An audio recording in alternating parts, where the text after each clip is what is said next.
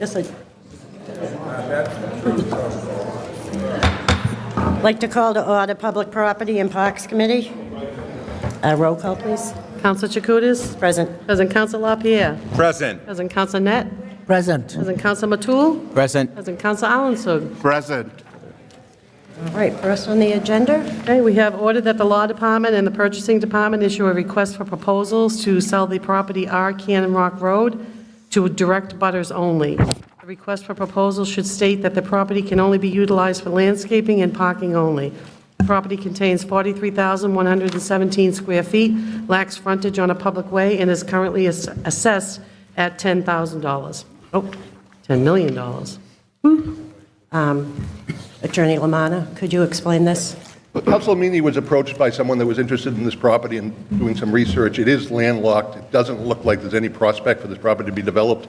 It is listed as saleable land, but some of the abutters just want to make sure, in abundance of caution, belts and suspenders, that this could be put out to bid. Someone could purchase it just for landscaping and parking, and that they don't have to worry about a new roadway extension in the future. And it does abut Linfield.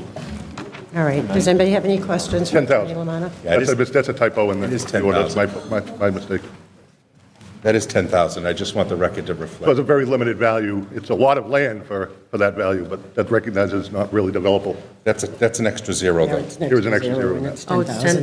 10,000? I don't want people to think it's a $10 million purchase. Okay. Okay, I'm going to correct that. It's 10,000, Yes. the assessed value. Does anybody have any questions? That was my only question. Council Meany? Yeah, I spoke with the homeowner and Attorney Lamanna about this. So it's just a neighbor who wants to just keep the land as is, and he just wants to, before a previous developer had it, and it wasn't economically viable to build on it. This homeowner's been in Lynn for a number of years. He's upstanding. I'm very much in favor of this, and I hope it goes through. All right, thank you. Anybody else have any other questions? All right, what's the wish of the committee? Motion to approve? Second. Roll call? Roll call?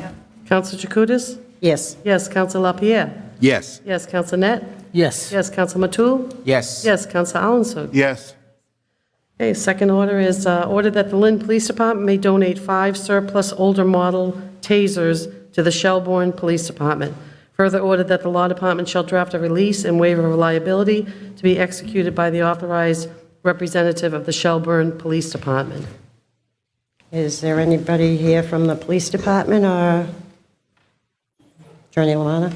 So this was generated from a phone call from Deputy O'Toole with the city of the police department purchased all new tasers. Last year, we donated a batch of, I think, 15 to 2 neighboring police departments. There's still 5 remaining, and the town of Shelbourne Police Department has asked since the Lynn Police Department have no use for them, to transfer them out. All right, does anybody have any questions? No? Okay, what's the wish of the committee? Make a motion to approve? Do I have a second? Second. Roll call? Council Chakutis? Yes. Yes. Council LaPierre? Yes. Yes. Council Net? Yes. Yes. Council Matul? Yes. Yes. Council Allensug? Yes. Yes. We have a request from the librarian, Teresa Hurley, for permission to use the foyer on Tuesday, April 8th, 2025, from 4 p.m. to 7 p.m. for National Library Week. They would like to set up a table for library card signups and display library resources. All right, anybody here from the library? No? I know this is something I think she's done before, correct? Yeah. All right, what's the wish of the committee? Motion to approve? Second. All in favor? Aye. And we have another request from the Health Department, requesting permission to use the foyer on Wednesday, April 9th, 2025, from 10 a.m. to 2 p.m. for one of their events during Public Health Week. All right, anybody here from the health department? Aye, just state your name, please. Hello, thank you for your time. My name is Irini Camarinos, and I am representing the Public Health Division. I am here to request permission to use the foyer on April 9th, Wednesday, from 10 a.m. to 2 p.m. We are planning a networking event similar to last year that will take place from 11 to 1 if approved. It will be an opportunity for organization representatives in the community to convene, network, and then any guests that join us in the foyer, there will be an opportunity for those organizations to display some materials, and that is why I am here to request that, please. All right, anybody have any questions? No? What is the wish of the committee? Motion to approve. Have a second? Second. All in favor? Aye. Thank you. Thank you. All right, any new business, old business? No new business. All right, what's the wish of the committee? Motion to adjourn? Second. Second. All right, all in favor? Aye.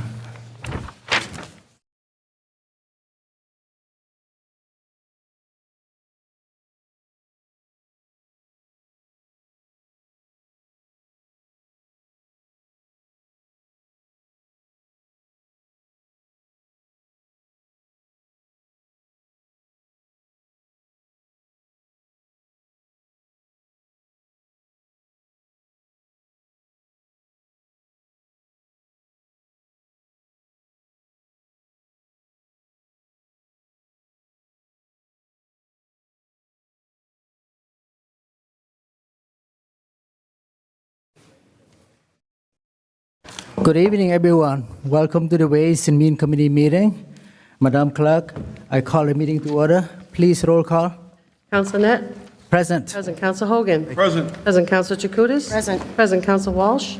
Present. Present Counsel Field? Absent. Could you please read news transfers? We have $50,000 from the reserve to the mayor's expense to fund operating needs. Motion approved. Second. Roll call, please. Counsel Net? Yes. Yes, Counsel Hogan? Yes. Yes, Counsel Chakutis? Yes. Yes, Counsel Walsh? Yes. Yes, Counsel Field, absent. $40,000 from the reserve to DPW expense to fund car repairs for the police department. Motion to approve? Second. Roll call, please. Counsel Net? Yes. Yes, Counsel Hogan? Yes. Yes, Counsel Chakutis? Yes. Yes, Counsel Walsh? Yes. Yes, Counsel Field, absent. Certified funds, please. We have $200,000 to Community Development and Mass Cultural Council to preserve ability to compete with the resort-style casinos. What's the wish committee? Motion to approve? Here, second.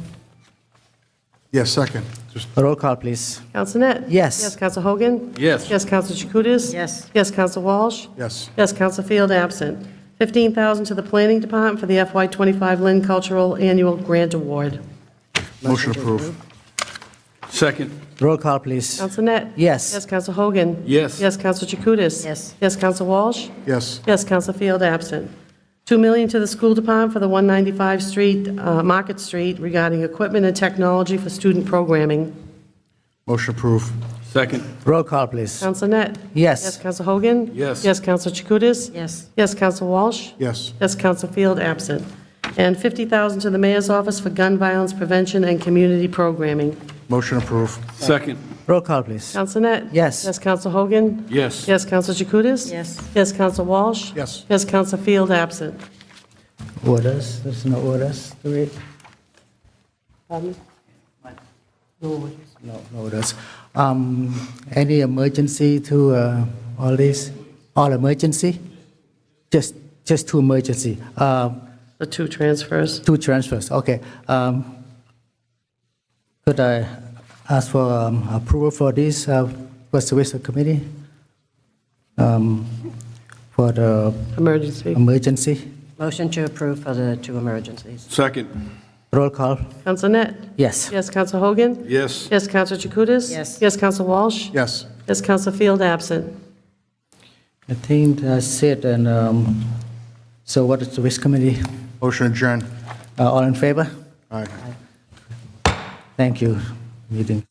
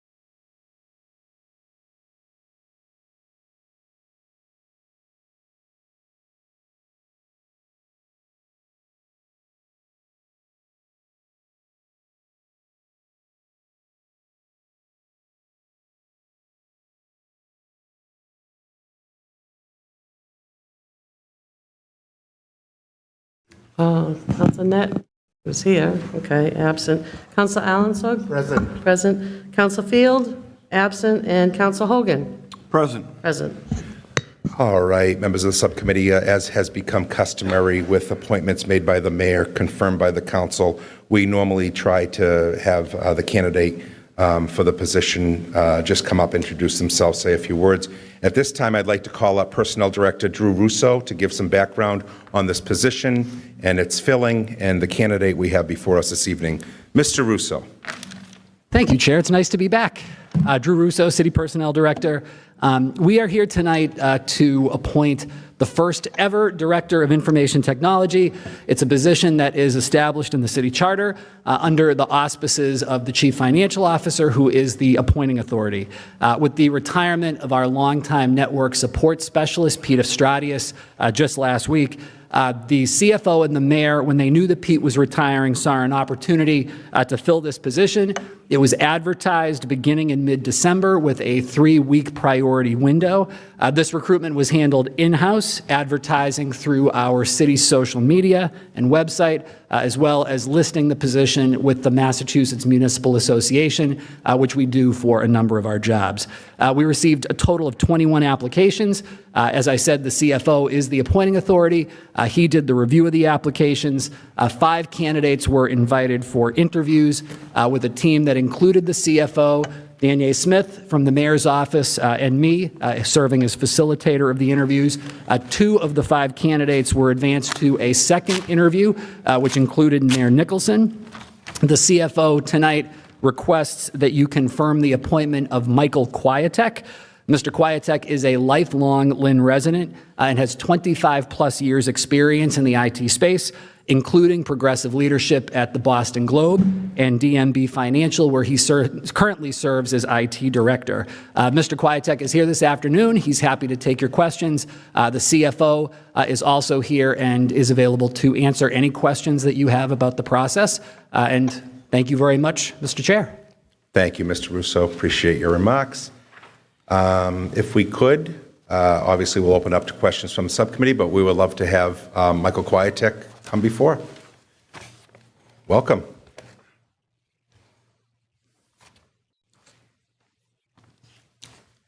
Thank you very much. Hi, good afternoon. If you'd like, would you like to say a couple of introductory remarks, and then we'll open it up to the subcommittee if they have any questions? Sure. I can give you a little background. I'm a lifelong Lynn resident, as Drew said.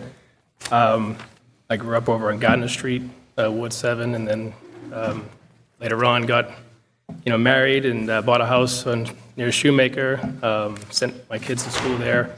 I now then purchased my parents' home up on Emerald Drive, and that's where I reside with my wife and kids now. I got my start in the IT space 25 years ago, hired out of school at the Boston Globe, right into it was the IBEW local union there and I did desktop support and worked my way up through there, became a systems manager, sent off to more schooling there, learned how to program, and definitely expanded my knowledge in computers. So from there, I got skilled in more operational side of things, and then I started handling feeds and programming of stuff to bostonglobe.com and boston.com. And then I had to learn a lot of proprietary technology that ran the printing presses, and so it was a lot of responsibility there for sure. And so I was there for 18 years, and then I got recruited from a company in Beverly, which was just more of a quality of life change for me. It was instead of traveling to Taunton and the Worcester Telegram Gazette, because the Boston Globe owned that, it was just nice to be closer to home. And then so they hired me as their director of information technology, and I handle everything that all areas of IT for them. So, and as far as how I saw this job online, and I heard about there was potentially an opening because somebody was retiring, so I kept looking, and I thought it would be great for me to work for the city of Lynn because I love the city, and I figured I could bring some of my expertise here and help move the city forward with my skill set. Perfect. Thank you, Michael. Questions from the subcommittee? Councilor Allenson. Thank you, Mr. Chairman. Mr. Quietek, I reviewed your resume. I'm quite impressed with your background. And it's also an added bonus that you are from Lynn, which is very, very important, knowing that you know our city very well. But I do have some questions, Mr. Chairman, because I received this letter. It's an anonymous letter, and I'm not a fan of anonymous letter because you can just write anything you want there, and there's no way for us to really reply. There's a lot of things written here, and I'm sure some of the councilors received that letter, if I'm not mistaken. So I would like to invite Drew Russo, if you may, because there are questions here that really I would like to ask these questions myself. If Drew, could you answer this before we approve or not approve, Mr. Quietek? Drew? Yeah. Thank you. So it's a very long email, but I would like to capture a question here that is very important, and I think that should deserve an answer. Number one, who are the lowest paid employees who must work for the incentive? Entry or mid-level clerks must go back to school to earn the education incentive and make more money? That's number one. You can answer this in thorough, Drew. Are they women or are they a minority? Can you change the rules from them too? Consider their experience. Who are you amending this ordinance for? I think this question is directed to all of us councilors as well. Who will be the IT director? Is it a man? Are they a minority? Would the council approve this amendment to pay an incentive not earned to a woman or to a minority? I think the rule is very simple because it's like expediting a lot of things here as far as advertising the position to the community. Because some part of the letters also mentioned about putting it in the website, putting it in the social media, and suddenly disappeared, not giving opportunity for other people to apply as well. So if you can just capsulate and then just have that bird's eye view response, I would appreciate it. Thank you. Thank you, Mr. Chairman. Sure. So, I mean, I think there's a couple of different pieces to this, but in terms of the posting, so this was posted for 3 weeks with a priority window. It did stay up beyond that, but it was very clear that application review was going to begin in January, and the CFO rightly prioritized the applications that came in before that date. To your point, Counselor, we follow, for most of the salary ordinances, this is a salary ordinance that I come under, we follow the contract of Local 3147, and I think that the Mayor's office and the CFO can speak to this as well. One of the things that we found in hiring this position for the first time is that, we were really looking for a unicorn, particularly somebody with leadership and experience in the IT space. Sometimes that leadership and experience is something that you can't necessarily find in a degree. Mr. Quietek brought a considerable amount of experience here. We had another candidate that we were dealing with the same sort of conundrum that had the experience, the talent, the knowledge base that we needed. And so that's why I think the mayor and the CFO decided to bring forward an opportunity for this position for us to take a look at the salary ordinance to allow us to hire a candidate that we feel, particularly in a critical time. I mean, I think everybody experienced some of the IT difficulties that we had last week. We have a leader here that is ready to hit the ground running, that is able to become our IT director. This just gives us a little bit more flexibility to be able to hire an IT director that I have to tell you, when we talk to Thrive, who's our information technology consultant, which is actually significantly lower than the salary in the market space. So I think one thing that we are constantly learning, and this is a conversation that I've had with the law department as well, is that I think overall we have to take a look at our salary and incentive structures from department heads right on down. And this is, I think, an opportunity for us to be able to do that and to start that work. And if I could, just through the chair, point of information, we will be conducting an ordinance subcommittee meeting on this topic itself. So I would like to narrow the focus on basically Mr. Quietek and his candidacy, and we'll save the ordinance for later in our committee of the whole, because these questions are going to resurface, is my expectation. So are you comfortable with that? Fair enough. I will have no follow-up questions. Thank you, Councilor. Any other further questions from councilors? Councilor Meany. Yeah, this question is also for Drew, and I want to preface this, that this is not geared to Michael Quietek. This is, I had two constituents reach out to me as far as how the job was posted, not who was chosen, how the job was posted. And they said that they would have applied, but they didn't have an advanced degree, and then that now that, you know, and Michael also does not have an advanced degree. However, there is a salary that's commensurate with his experience. What I'm getting at is the people that didn't apply because the salary wasn't there, and then someone did apply, and now they're getting a raise without having day one. And I want to emphasize this one more time. This is not a personal attack on anyone. This is just how the job was posted. Can you care to comment on that? So sure, I mean, we posted sort of the range of the salary that is consistent with the ordinance that is in effect right now. And I can tell you that, you know, I think it is understood by Mr. Quietek and any candidate that the salary offer that the city is able to make would fall within that range. Okay, I just wanted to voice the opinion of on a constituent complaint that I did have. Sure. Thank you very much, Councilor. And if I could add to that, because the posting does reflect a bachelor's degree in computer science, information technology, and further down, you'll see master's degree in that discipline preferred. However, there is that establishment right in the posting that if you were to have 10 years of demonstrated progressive leadership, as he has in the Globe, that you would be encouraged to apply. So everyone should know to apply for these positions regardless, because it's stated right in the app that there could be some leeway in terms of your life and work experience versus your accredited degree. And I will note that he went to Salem State College and also BU, and both of those universities. So any other questions, comments from subcommittee regarding the application, the applicant, I should say? And I would be remiss if I didn't thank Peter Stades for his many years' service to our city, did a very able and capable job.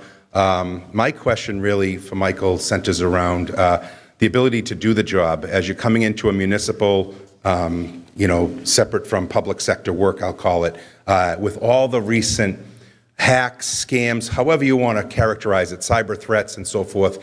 Even in our own email system, we've gotten a couple in the last couple weeks emailed to us that we think are, bona fide employees of City Hall, and they end up being a trap or a scam. So I guess with all of your experiences and with your vast knowledge of the IT and looking at our department and what the needs are going to be, working with CFO Bertino and the mayor and so forth, what will you do, I guess, to safeguard us and make us feel like our systems are going to be second to none so that we're not victimized by ransoms? And you hear all of this stuff out in corporate America, but also in municipalities, of the threats that are out there cyber-wise. Could you speak to that a little bit? Sure. I'm very familiar with this. I have to set up and configure systems that are ultimately responsible for filtering out this type of hack, and also are responsible for configuring disaster recoveries in case somebody does get through and hack through that. So, and how quickly can you restore the most critical aspects of your business, or in this case, might be a payroll system for you, right? Mm-hmm. So, I used, as far as the email issue, I am actually slightly aware of what's going on with the email system that you guys have now, and I'm familiar with that. I do believe I have an understanding technically what the issue is, and I think that as soon as I, hit the ground running, I will come on in and try to make those adjustments to help cut down the amount of spam that you're receiving and phishing scams that you seem to be having. That being said, 90% of all hacks occur generally because of the end user community. They click on something, they put in a password that they shouldn't have put in, and that is never a 100% fail-safe to prevent somebody from doing that.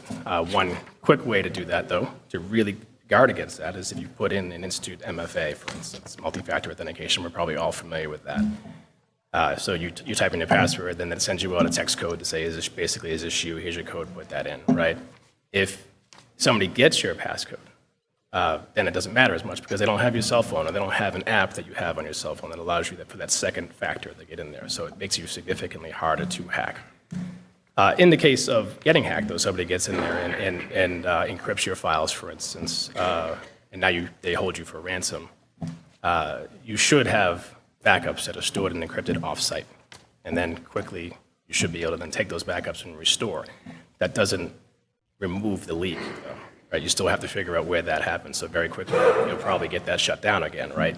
So you need to have a plan in place that says, okay, these are our most production-critical systems. Let's start there. So let's restore, get these systems up and running. We're quarantined off from the rest of the network. If everything's good, status quo, we start moving around to every department, throughout the city, and quickly cleaning up and making sure that those systems are now secure and are not the cause of the leak. So that's the approach I would take.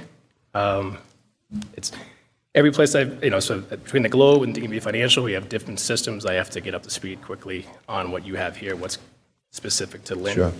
And that'll take a little bit of time. Yep. But I definitely do have experience in the number of the systems that you currently have in place here.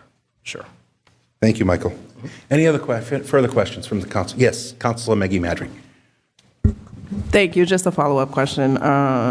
Thank you for applying for the job. I also reviewed the resume and find it very impressive. But can you just clarify for everybody? It does say that you went to Salem State as well as Boston University. It says coursework. Did you get any degrees at all in those or not? No, so I didn't. So at Salem State, I was actually in there for a nursing degree. Decided that wasn't my path.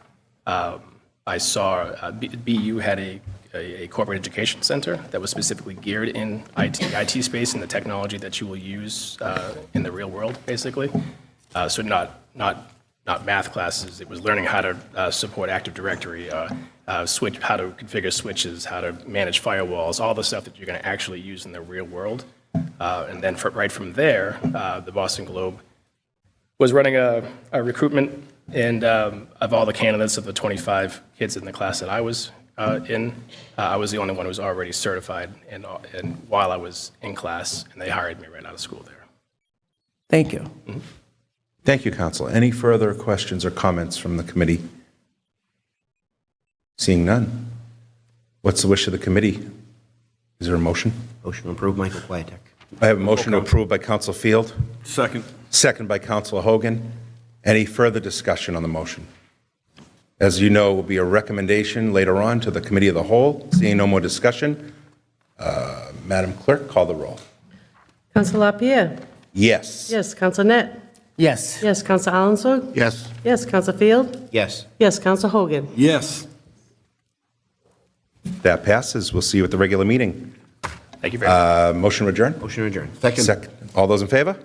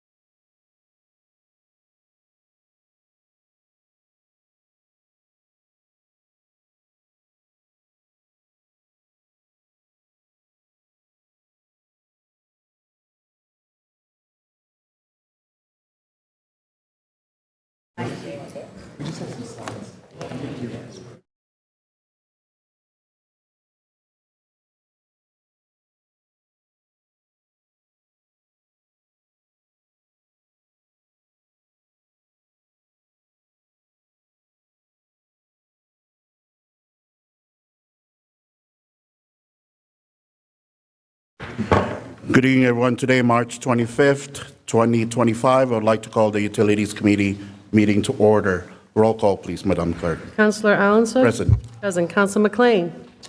Present. Present. Counsel Hogan. Present. Present. Counsel Meji Madre. Present. Present. Counsel Meany. Present. Okay, so we only have one item on the agenda, and this is a very important item because we talked about this for the past few months. A lot of us councilors receive a lot of calls, a lot of emails from our residents, and I'm glad that everybody's here.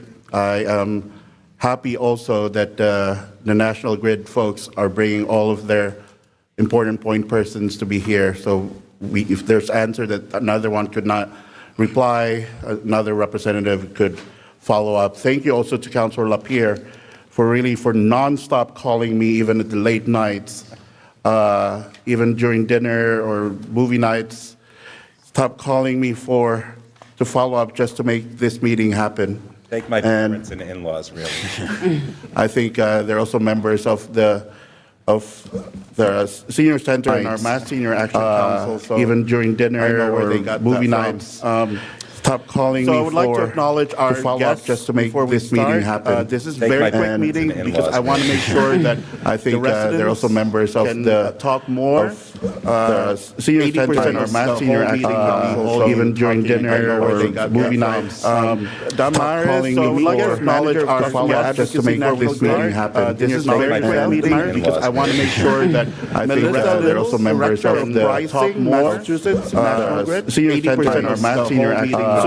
Even during dinner or movie nights, Damaris, so I would like to acknowledge our guests to make this meeting happen. This is a very quick meeting because I want to make sure that I think they're also members of the Talk More, Massachusetts, National Grid, senior center and our Mass Senior Action Council. Even during dinner or movie nights, Damaris, I would like to acknowledge our guests to make this meeting happen. I want to make sure that they're also members of the Massachusetts, senior center and our Mass Senior Action Council. Even during dinner or movie nights, so very quick, we'll do our 10 minutes presentation. After that, I want to make sure that they're also members of the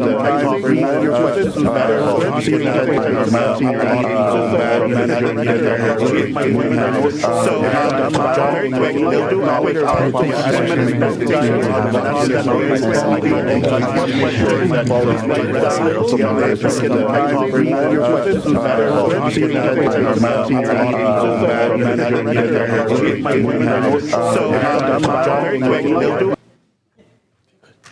Thank you. We're pleased to be here before you today to speak to National Grid gas utility bills. I want to begin by stating that we recognize and appreciate the burden that higher energy bills has on our customers. As a company, we are here to meet with customers on an individual basis and help them find and connect with bill assistance programs that are available through National Grid as well as through the community. And later in the presentation, Damaris will speak to some of those programs that we have, as well as the ongoing outreach efforts that we have with our customers in the city of Lynn. Within the city, National Grid serves approximately 25,000 natural gas customers. I want to point out that about 18.5% of those total customers are on the discounted residential rate. And if you consider only residential customers, that goes up to almost 25%.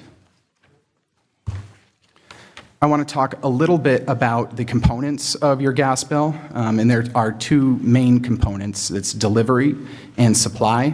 Delivery being the cost to safely and reliably distribute, maintain, and operate the natural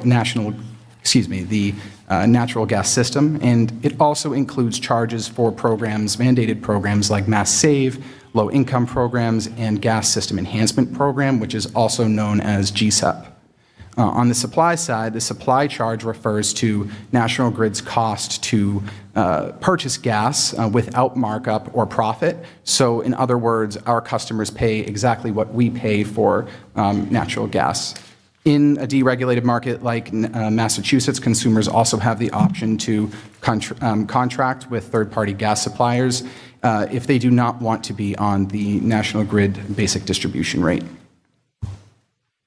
Within that delivery charge are several components. These include GSEP, the low-income programs, Mass Save, what's called the revenue decoupling mechanism, the distribution charge, and the fixed customer charge. So if you look at these numbers, only about 50% of that delivery charge is going towards the cost of operating the natural gas network. A significant chunk, about 27% goes towards Mass Save, which provides rebates and assistance programs to customers to drive down their consumption and then hopefully reduce utility bills. So this winter, there were multiple factors that caused that contributed to the higher bills that our customers experienced. First, January was very cold. The winter was very cold.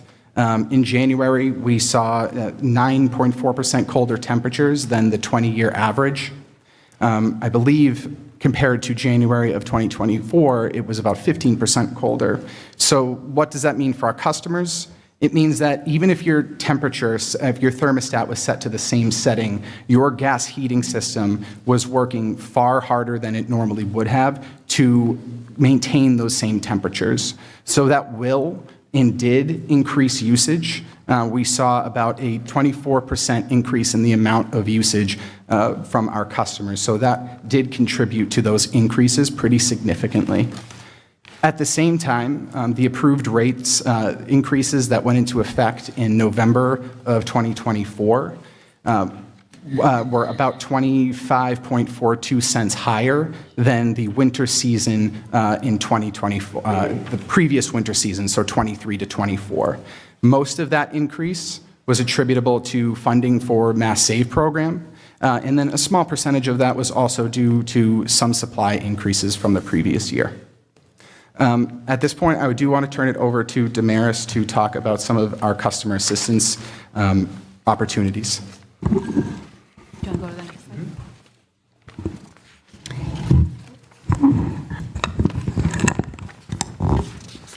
Sorry, I got it. Thank you. We did have a winter relief deferment, so customers will be seeing a 10% reduction on their delivery adjustment piece of their bill for the month of March and April to try to help reduce the cost of the gas bill.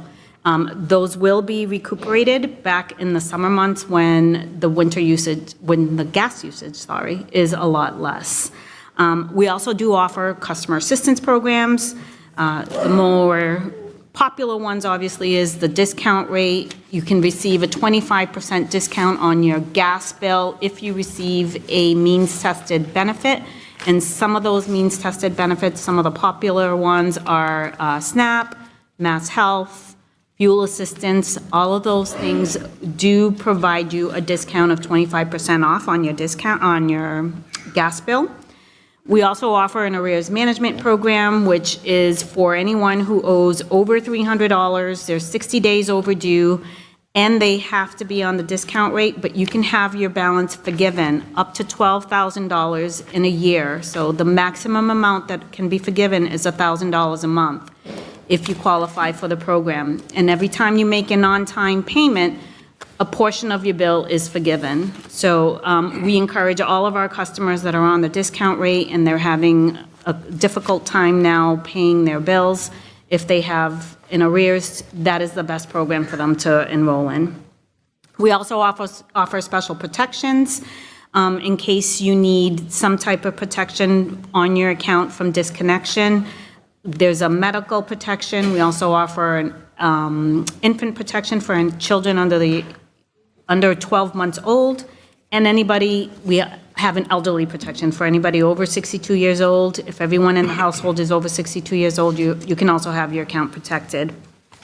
We offer deferred payment agreements for those that do not qualify for the arrears management program. We can offer a payment plan to extend that balance out to however many months you need in order to pay off that overdue balance along with your current bills.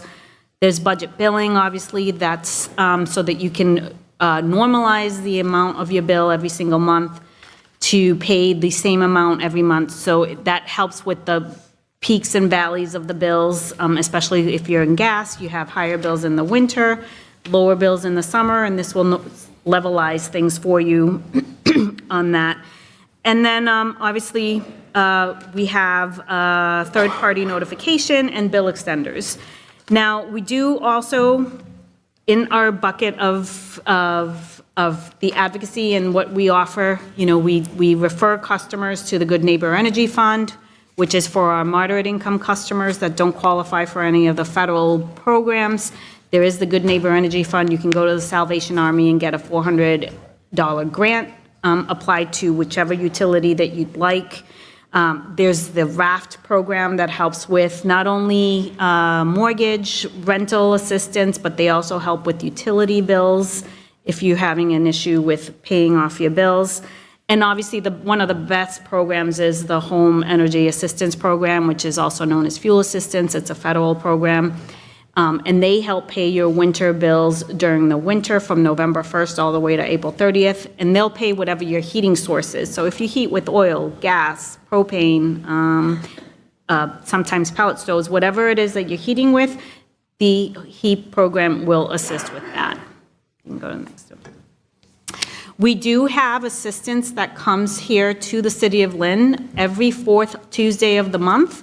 There are 2 advocates that come to Elhand, which is on Kerwin Circle. Kerwin Terrace at 39 Kerwin Terrace. They're there from 10 to 2 every fourth Tuesday of the month. You can come and see them in person, and they'll be able to provide you any type of assistance that you need. We have Rebecca Olivencia, who is bilingual. She speaks Spanish and English. And then there's also Jennifer Clothier, who also is her partner here in the City of Lynn. Anything that you need, if you can also go to our website, ngrid.com/here to help, here for you, to get any other information that you might require. And I think that's it. And I just wanted to add one other thing about Mass Save. It is in that delivery charge, so we really we think there's a lot of value to that program and encourage our customers to take advantage of those programs that make the most sense for them and take advantage of that. Thank you. At this point, I think we will turn it over to you, Mr. Chairman, and start questions. Thank you. So I would like to inform the public that we have a translation service. If you need a translation, just reach out to them.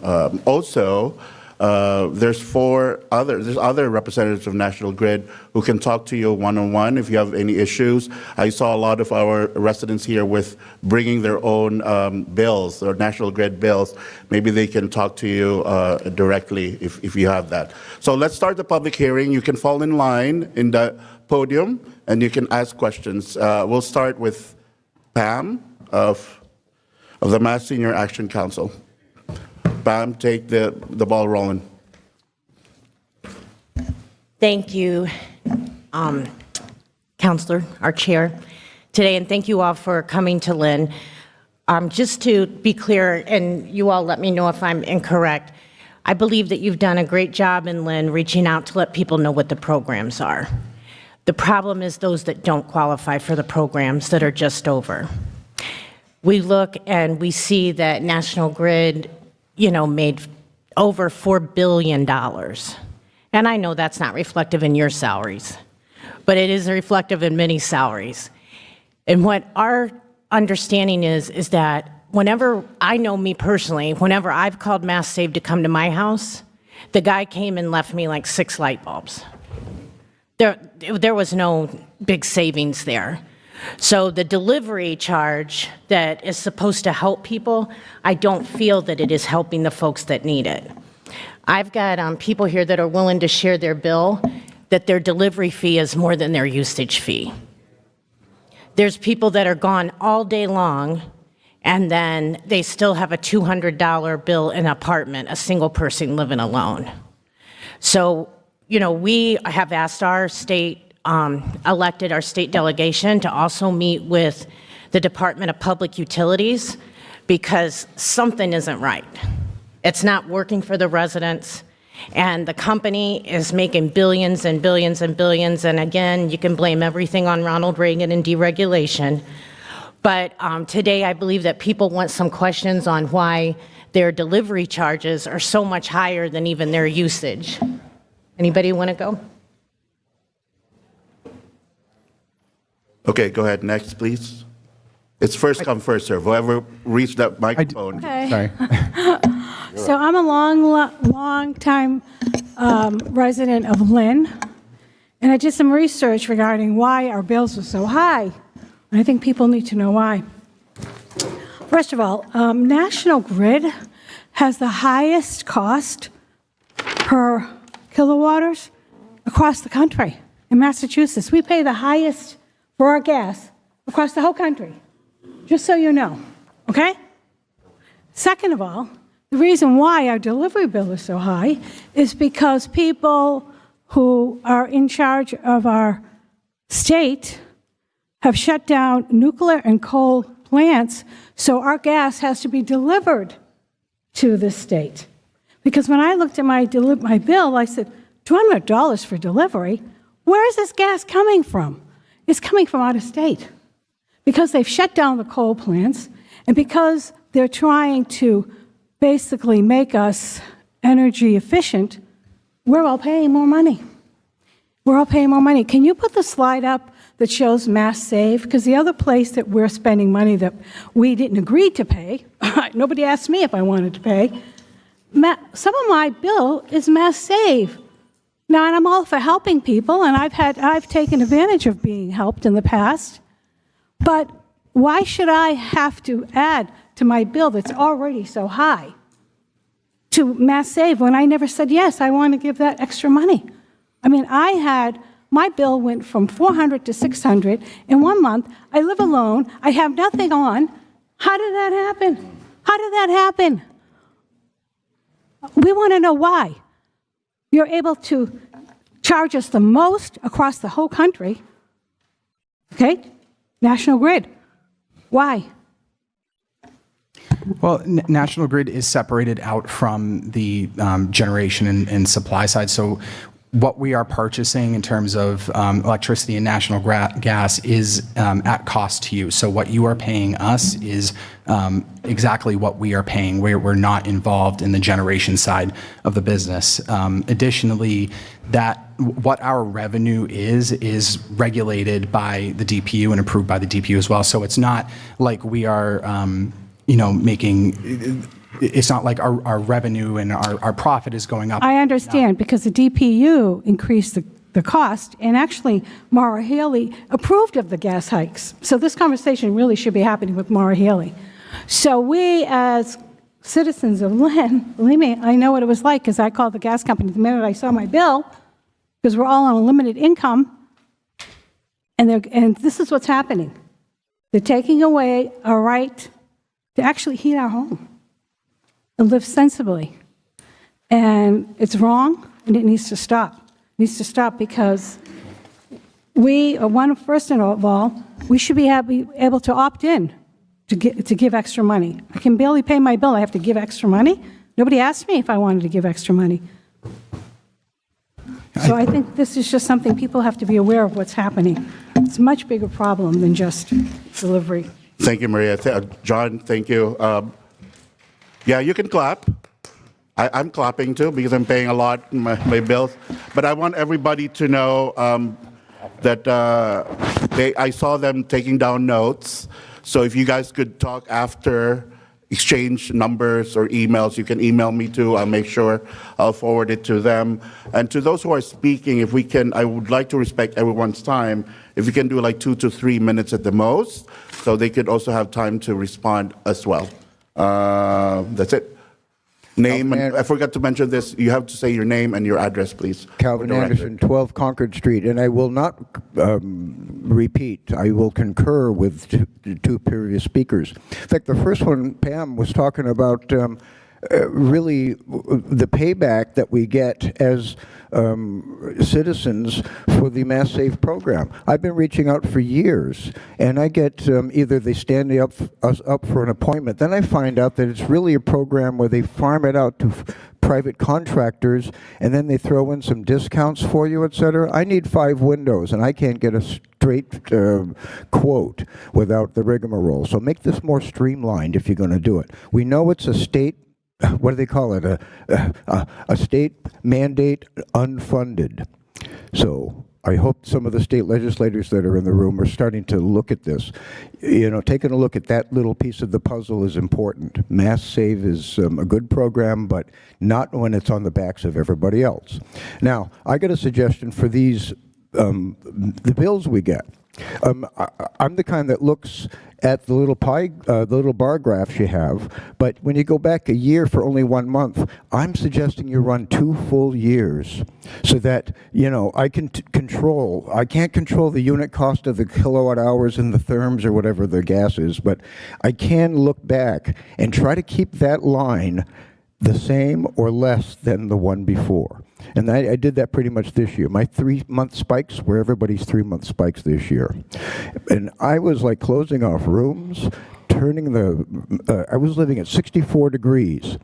And I was burning a little bit more electricity because I had a couple of space heaters going, electric blankets. But we're creative Yankees, but give us a break on this. Let's make it, give us the tools so that we can look back, make the bills more readable, you know, the pie chart, you know, the charts. So anyway, oh, and here's the third thing. My own private AFLAC. I've been self-employed for years. Now I'm on fixed limited income, Social Security, like so many people.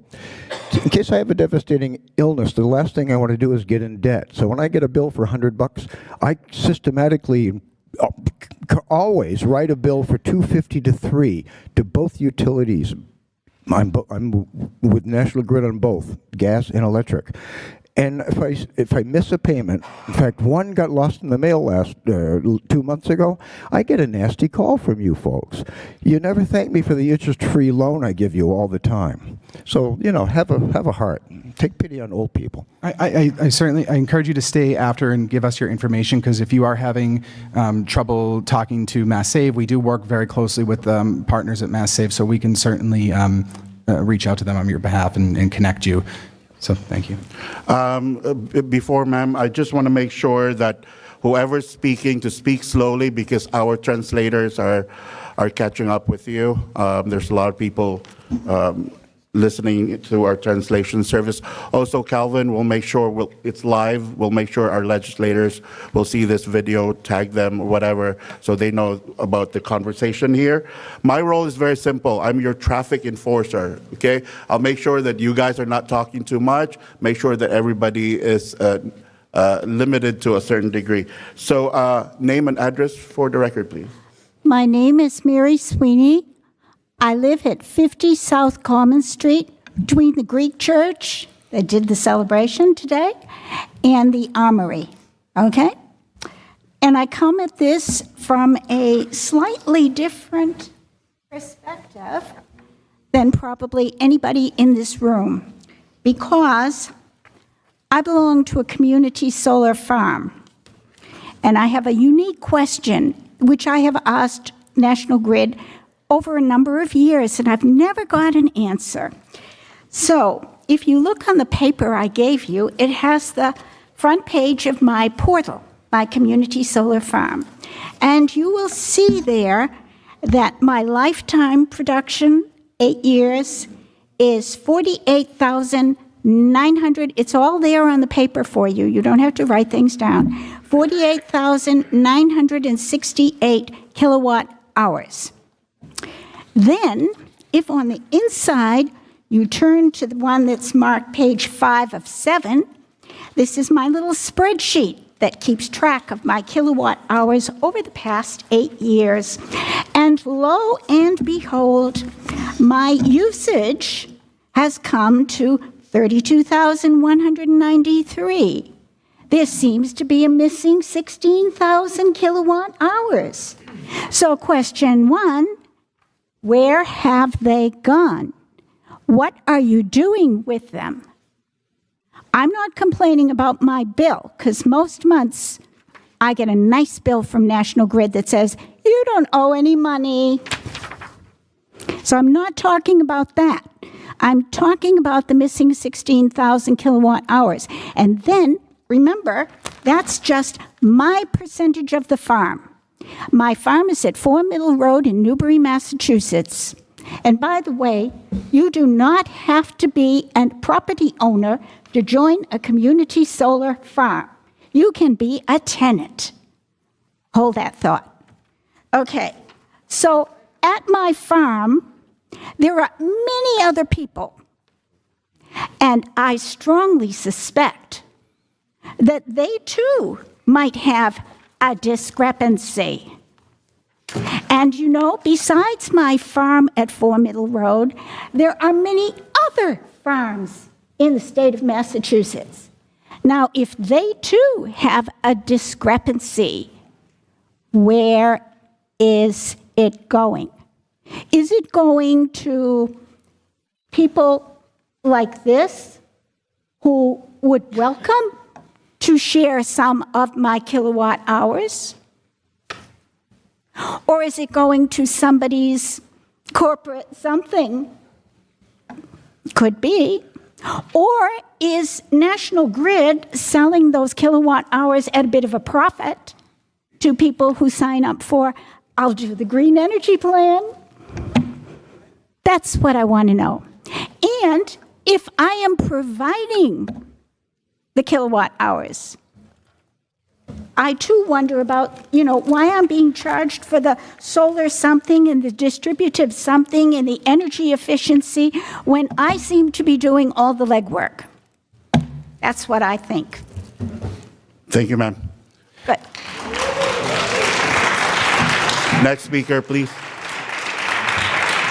I'd just like to say I don't think we can give an answer at this moment, but I'm happy to take this back to our team that does deal with net meter credits and solar credits and have them look into this for you. Hi, my name is Sheila Valerie. I live at 83 Camden Street. So what I'm here for is I got a bill in the mail for $700. I've never had a bill for $100, never mind $700. So I've always paid my bills, and I've always been overpaid, always. So I got a bill December, stating it was 100 and something. So I called them, and they said something to the effect that they were trying to catch up to me. So I didn't know what they were talking about. I just said, okay, so I paid it. So now when I get this bill on the a couple of weeks ago for $700, I gave them a call, and I talked to a young lady by the name of Samantha, and she said the reason why my bill was so high is because they put a new meter in my Stella, and now they're playing catch up because they've been charging me only $50 for so long, and now that they have the new meter in, the new meter reads different, so now I have to pay 200 and something, 100 and something, which I don't understand and which is not my fault. That's why I'm here. I just feel like it's not my fault that you all were sending me bills for $50 and zero balance because I've always been overpaid.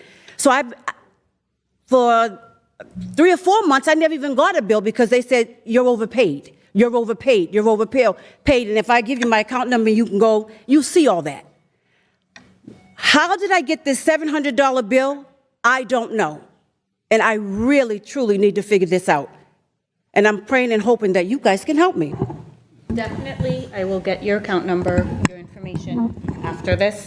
I'll look into it from what you're stating to me. Yes. There's probably 2 things. One, like you said, they exchanged your meter. You probably had an old meter and you were receiving estimated bills. And when they took it out, put the new one in, now the new one obviously is reading your meter. And also, it might have been, there was an issue with seasonal crossover rates. When we changed the winter rate to the winter rate, it caused a couple of accounts to not bill, and that also might be an issue. I don't know. Those are 2 things that could have possibly have happened. But I will get your information. Yes. When I get back to the office tomorrow. Yes. I'll make sure to take a look at it, and we can work out something. Okay. Thank you. I appreciate that. They will also be staying here after the meeting, so you guys could talk to them. Next speaker, please. Question. Jeff. God bless you. I'm not in trouble. God bless you. It's Jeffrey Eric Yoffa from 500 Essex Street, apartment number 16. So, one, God bless you all, and thank you so much for having a format for people to be able to talk to people from the gas company as representatives of them. So I want to thank you on behalf of everybody here, and I think that in itself is a beautiful gesture by Keyspan, National Grid, and the gas delivery companies at all. So that's one. 2 is I believe that's what, I don't want to put titles on what the group is and what their roles are, but I do suggest that they really, really do continue to have an honesty, integrity, coordination committee, and I hope that you're able to bring this back to your elders to continue like what seems to be happening, an honesty, integrity, coordinating group that is going to be a full aspect of the gas company delivery services, and that it not just be, here, that it be just like it seems to be starting to happen. It's a very, without that, no one's able to solve their problems if there's honesty issues, and they're just saying, well, you got the bill, you have to pay it, off go the gas services. I know that's everybody's concerns about that. So the honesty committee that you have is beautiful for that. It's a beautiful forum for people, I hope, to be able to appreciate all of you and to be able to, be liaisons to start this work. And there's one other aspect, and I'm not being outlandish about it. It's about another committee that I would like you to bring this message back to National Grid, their gas division for me. Okay, I don't know a lot about it, but I believe that they need to start a committee that's in the same era of years on the earth that you all are on, which is a compliment, a younger group, right? Because people that have been with the gas company, if I'm not mistaken, since before we were on the earth. Is that correct? Okay, well, one of the divisions that I know that is being handled by our elders that none of us really even understand yet is called the safety division. And, the reason I'm bringing this up, and I'm not being outlandish, but I don't need a response, I'll require one because it's not necessary. I'm sure you'll be able to carry the information, as I hope, honest to God, as best as you're able to, back to National Grid, that I highly suggest that they also start a younger division called the Safety Aspect Committee. And I'm talking about the safety of every aspect of how and where the gas is delivered from, how it's delivered, and that this committee be a very young group. Because I was told, okay, and it doesn't mean it's a fact, but I was told that during World War II, okay, and this is important, why I would like to suggest a very young committee that's fully trusted. All right, Jeff. Old enough, I'm almost finished, God, Coco, that I was told that every 30 miles along our coast, right, years ago, they built these huge tanks to store the gas. And that each one, okay, I don't need to be quoted, I would like them to start a committee and look into it. And even if they need to contact the media to help, okay, that every 30 miles along the coast, that these huge tanks, at one time, they were set up so if they ever had to blow out a whole city, all they had to do is hit one of them with something, all right? And I don't know specifically what, that it would take out a whole city. And for the sake of our future, I don't have any more information than that about it, other than we really need to have a young group that the elders fully trust, that they're able to let them know what they're going to need help with, what these tanks are about, and anything else that has to do with the, Very well said, Jeff. All right, Thank you very much. Thank you all very much. Yeah. And that we respect our elders for, doing their best, that it's not a blame issue, that it's one about how are we going to help improve it. That's the main one. If they start blame on safety instead of work on how are we going to improve it and find out from the elders, they won't listen to it. Jeff, there's people behind you. Unless we respect them. All right, please? Thank you.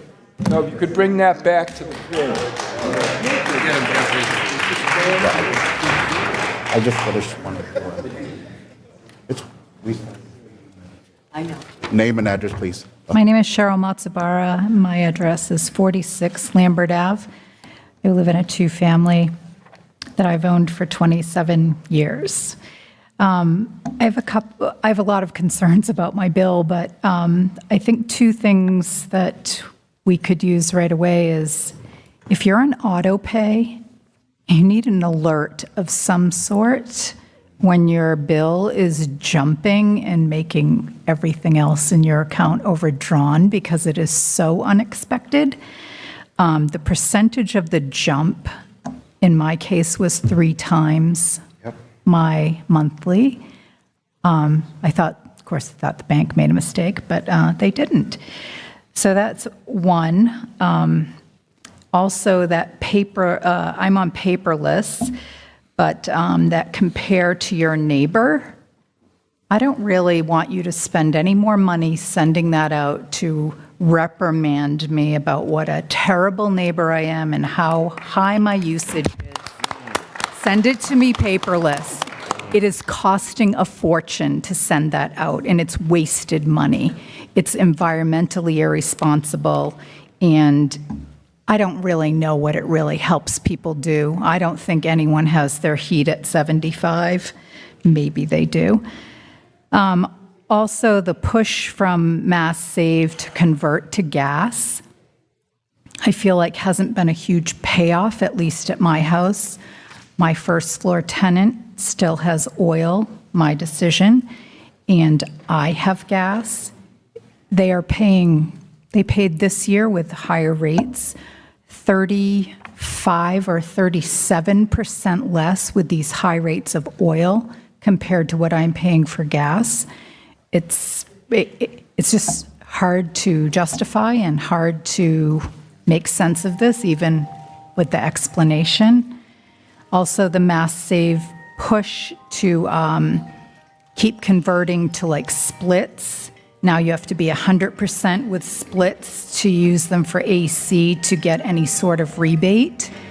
Mass Save is a great thing. I've used some of their programs, but I think at this point, the amount we're paying in for Mass Save and these higher pricing, for whatever reason, is just not really, the math isn't making sense anymore. So that's it. Thank you. Thank you, Cheryl. Like what I said, they'll be here after the meeting, so we can still have conversations after. Mr. President, can we extend a little bit, because we started 15 minutes late, and I want to make sure we can cover a lot here tonight. Yeah, good. Thank you. That's all I can say. Go ahead. Name and address, please. Mary, and I live at 4 Maylocks Lane. I just have a question. Why can't we have our own gas company? Why do we have to have National Grid? Why can't we be like Peabody, where they have their own electric company? They service Linfield and other places, and they don't charge a delivery. My cousin lives in Linfield. She just got a $600 delivery for a $100 bill. You can't justify that. Yeah. I mean, we are a highly regulated industry. So I think in terms of the municipal aggregation or municipal light companies, it's slightly different than what you would have on the gas side. We're operating a network of, I think it's almost 11,000 distribution pipelines across the entire state. So it's slightly different than what you would have on the electric side with that. Right, no, I understand that. But why do we just have National Grid? I mean, it's like before we only had one thing of cable. Now we have more cable. Why can't we have more gas companies? Mary's right. She's looking for competition, and we would love competition. Right. Mr. Lamana. Yeah.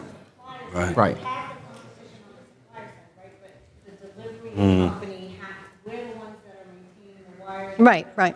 But maybe someone can look into that and see if there is another option. I mean,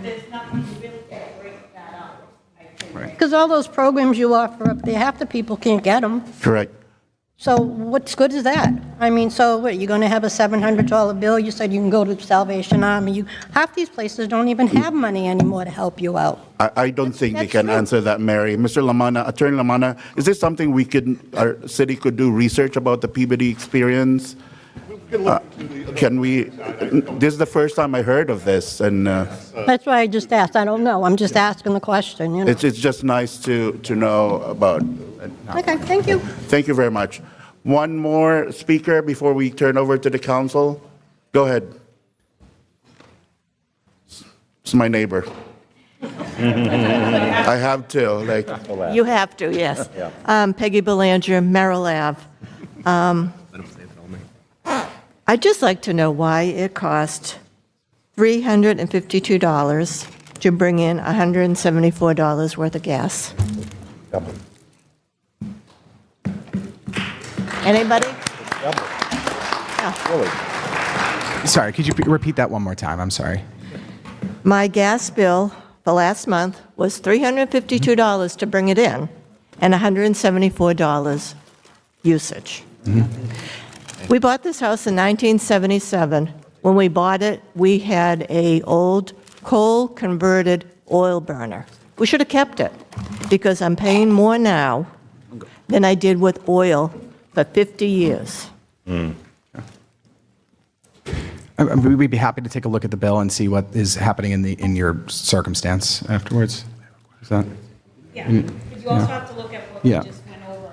The But- reason of the delivery at this particular time is higher right now than the actual. But we have been there, like I said, since 1977. There have been no improvements in the gas lines on our street. It is less than 10 feet from the gas line to my meter. It just doesn't seem right. Can you guys talk with Peggy after?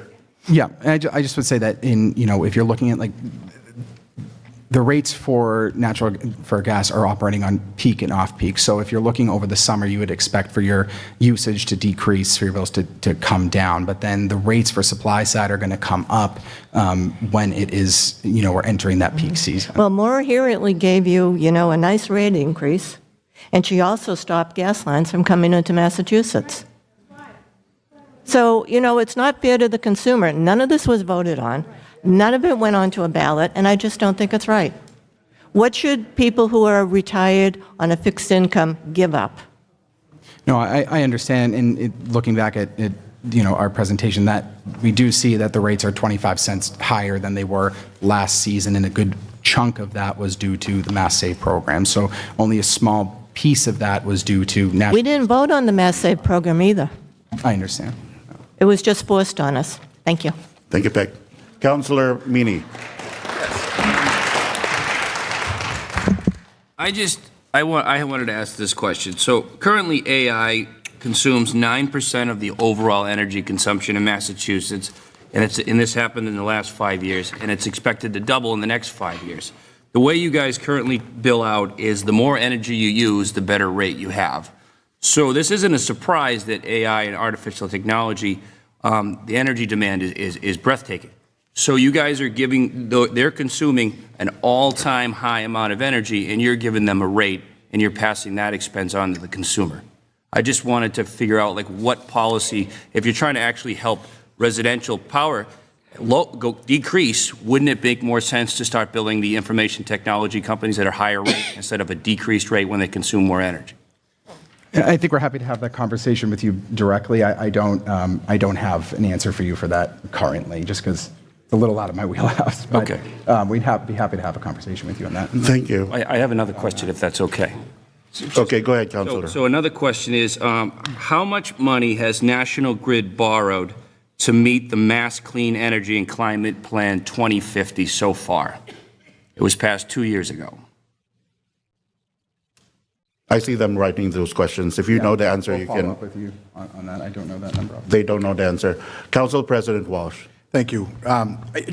Just for curiosity, so I hear that there's a lot of solar farms and things like that. What competition does National Grid have when it comes to natural gas bills or electric bills? Is there any competition for people in Lynn to be able to say that they're not happy with National Grid or such?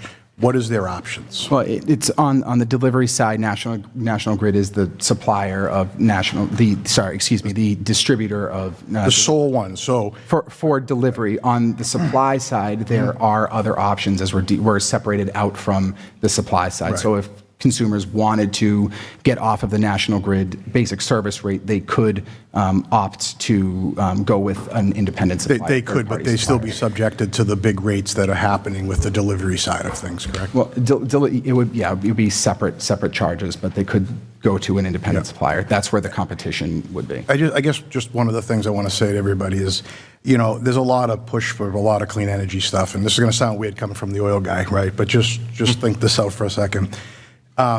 There's no competition. There's nobody. I mean, if you don't like your oil guy, you go get another one. You know what I mean? That's the way it works. So the problem right now that I see about this isn't so much whose fault it is for the increases and stuff, and we can debate that, and that's obviously on the state level. There's no competition. And years ago, if I remember right, there was a company called Standard Oil out there. And if I remember right, they broke up the monopoly over the fact that they controlled everything, which was a good thing that they did that. How, in this day and age, do we not look back and see that as a problem and continue? So if everybody switches to green energy and electric, they're still going to be subjected to one company in this city, and it's going to be what it is. I mean, you don't have a way out. So I would like to just at least have everybody think about that, caution everybody as we go forward, because it doesn't matter. At the end of the day, you only have one company providing that service. There is no competition at all, which I think some people mentioned about the oil rates. I mean, there's competition among those oil companies, right? They could be 10 cents cheaper, right? You could be 15 cents cheaper. When you don't have any of that, it creates this situation where everyone's subjected to that one particular thing. Now, with that all being said, Grid and a lot of these people do a lot of different things around the community, and but looking forward, as everybody starts to try to switch over to electric, once you're there, or even gas, there's nobody else. And unless the government starts to look at that as a monopoly situation, I don't think things are going to change. So I just wanted to put that out there, my observation from it. And it's not something I asked you guys to comment on, because you don't have to. It's a bigger thing, right? So I think that's a part of the conversation of the mass senior action. Pam mentioned that it's to a larger scale conversation with our state legislators. Councilor McLean. Yeah, I do agree with Councilor Walsh, because it seems like National Grid has been taking advantage of the situation of being a monopoly and is now become pretty abusive with these delivery rates. And somebody does need to talk to whomever to make sure that that comes down. It's ridiculous. But my question is around customer service. Just recently, a couple of months back, there were a lot of outages in the city of Lynn, all over the city. And, councilors were calling, they were complaining, and the customer service representatives that, we reached out to various times weren't very empathetic about the situation. And I think that my question is, what is your protocol when people are going without electricity for days on end? Do they get a refund? Do they get their bill reduced? What do they get from, because they're already paying you exorbitant amounts of money. So what are they getting when your electricity doesn't come through the way it's supposed to, and there's some kind of intermittent access to electricity services? Well, I will say, just on the piece about the delivery charges, again, I just want to reiterate that a large portion of that increase was due to mass save participation and recovery of increased participation, particularly in low-income programs. Only a small piece of that was on the National Grid distribution charge, and then again, our rate on return on equity is regulated by the DPU, so we are capped at what the company can earn in that way. So it's not that we're trying to just endlessly increase our profits. It's regulated at the state level by the DPU. In terms of the customer service experience that customers have had and rate interruption, I guess my question is, what is the cause of the interruption? You're saying people are going out with... Most recently, it was wind. Okay. But it's been other reasons in the past as well, but mostly recently it was wind and cold. Okay, so in terms of, I would assume that would be some of the windstorms that we had during February. We obviously, storms come through and they interrupt our infrastructure and they do cause outages. We work diligently to try to get those back up as fast as possible. I know I was speaking with Councilor Coco for a while, late into the night, Councilor, about some outages in his district, and again, trying to make sure that we have the communication between you so you can give your residents what they need to know and understand about that particular outage, and then of course try to get them back up online as soon as possible. There's not, storms come through and they cause outages. And John, you're not answering Councilor McLean's question about what can you... I know, what do you do in response to that? In terms... I think you asked if we provide credits or anything like that. There's no credits for an outage. If you have an outage, you're not using. So people are losing their food because their food's going bad. They can It's put in. days on end without any They electricity. can put in a claim, but unfortunately, those are what they call. Acts of nature. I'm losing the word. Things that happen naturally, that we have no control over. So unfortunately, there are no credits that are provided to customers that have outages. I will say my question, Councillor. Councillor President. So is there a difference between a windstorm that caused an outage because a pole fell over or something or a wire was damaged and failed cables under a street? Because I think, if I remember right, I'm going to ask Councillor Hogan here, there was a section in his district that the cables failed. So that's not an act of God, right? So what would happen there? Again, they can put in a claim if they want, and then Yeah. it's reviewed under the claim department to see if it's a valid claim and would get paid. Okay, I just want to decipher that not everything's obviously No, an act right. of God. No, absolutely. And there's been situations here where people didn't have heat for like weeks. And what there I'm was a cable failure. And I think that's what Councilor McLean was probably. Yeah, that's what I'm getting at. Even if it is an act of God, days without electricity, I think should be compensated and at some level, or there should be some type of customer service in that situation. That's just my. I will say in Ward 6, it did happen at Marion Gardens. We were out of power for a couple of days, and we did have the residents meet at the Lynn YMCA. We put in claims, and National Grid did honor those claims, and they did receive things for food going bad in their refrigerators, things like that there. So National Grid did come through for the residents of Marion Gardens a couple of years ago. So. Okay. Thank you for sharing that, Councillor Hogan. Councillor Field. Thank you, Mr. Chair. I didn't think we'd get to blaming God tonight, but sure, I'll let you blame. John, first, thank you for helping out with a situation on a Sunday night. I know you're always responsive to myself and all our colleagues on the council.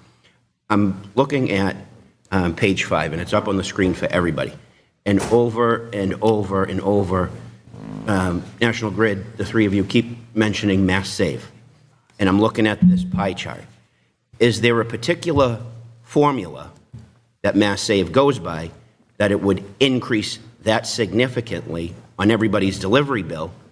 Or is this something that was already in the pipeline, that this increase was coming and everybody should have been warned about it from the state? It's based on historical use, so it's not anticipatory. So, the two bullets below: recovery of increased participation in low income, and then reconciliation for prior year warm weather. It's a historical rate, and then it's based on historical numbers, and then accomplished through a rate filing with the DPU, and then approved. So there's a formula. I'm not. I wouldn't know of the specific formula, but I'm concerned. So Mass Save does better. Not it's a colder formula winter. per se, but there's a plan. There's an approved plan. So it's not a set rate. With activities and dollar amounts. Educate us, please. It's not a set. This is what Mass Save is going to be every month. Mass Save is looking at it. They're going to make a higher gross profit if it's a colder month. Correct? So if it averaged 29 degrees, okay, in the month of January. If it averaged 32 degrees in the month of January, Mass Save wouldn't have made as much, and our bills, the delivery bills, wouldn't have been as high. Is that correct? So there's a state issue on that part of it. That formula It's not is what taking Mass advantage Save is making, of a colder winter. It's the costs that are being recovered. So the cost to deliver the Mass Save programs is what's being recovered through utility bills. They're not making. But how? But the utility bill increased significantly. Not the number of people that called Mass Save in January didn't increase significantly. The delivery charge did. What was that? Was it a formula to say, yep, okay, it's a colder winter. It's average 29 degrees instead of 32 degrees. What would the profit margin be for the Mass Save program and these other lists here if it was a 32-degree program? Because Mass Save shouldn't be increasing substantially because it's a degree or two colder, unless there's a formula that's making it, that's allowing You're it. paying per therm, so the rates are a per therm basis. So the more therms you use, that charge is going to. So they do make more of a profit Well, the rate when it's colder. Making more of a the profit. rate went up in November, So, Yeah. and it's fixed until we go back, Understood. in March or something like that. So that 25 cent or whatever it is, I'm sorry, Comes that's down not- in May. It's there until March, till we go and it gets, we go to the summer rate. Okay, thank you. And I have one other quick question. Go ahead, Ms. Okay. People have to notify you when they want to do a level fund for different energy throughout the year, correct? Payment plan. A payment plan? Yes. Okay, thank you, Counselor. Yes. Okay, so if somebody's on a payment plan for gas all throughout the year, personally, Yeah. budget. Budget. Monthly Okay. budget, same. All So summer. they have to opt into that, correct? Yes. Okay. But what I'm hearing you say is nobody had to opt into that to get the 10% discount sent to the summer months. When personally for myself and for I'm sure others, where you balance the gas bill and your electric bill, where my gas bill is going to obviously be higher in the winter because it's colder, and central air is going to be higher on the electric in the summer. So now, budgeting-wise, doesn't make sense, and I don't even have the option to say, don't do the 10%, I'd rather do that now. So is there a law that prohibits you from actually doing that? Because why do people have to opt into that option, but not in this circumstance? This circumstance, this was an order by the Department of Public Utilities. Yeah, so basically the right hand doesn't know what the left hand's doing at the state level, because this has all could have been seen months in advance of happening, yet the governor and the state legislature still voted on it through the Mass Save program to increase these delivery costs in such a way for everybody here. So thank you for taking the questions. I think you guys are getting the brunt of everybody's frustration, and it really should be delegated to the state elected. Thank you, Councillor Field. Councillor Lapierre? I'll try and be brief. I'll try not to repeat anything. Thank you again for coming and listening to our constituents. And, you know, they all made some really good points.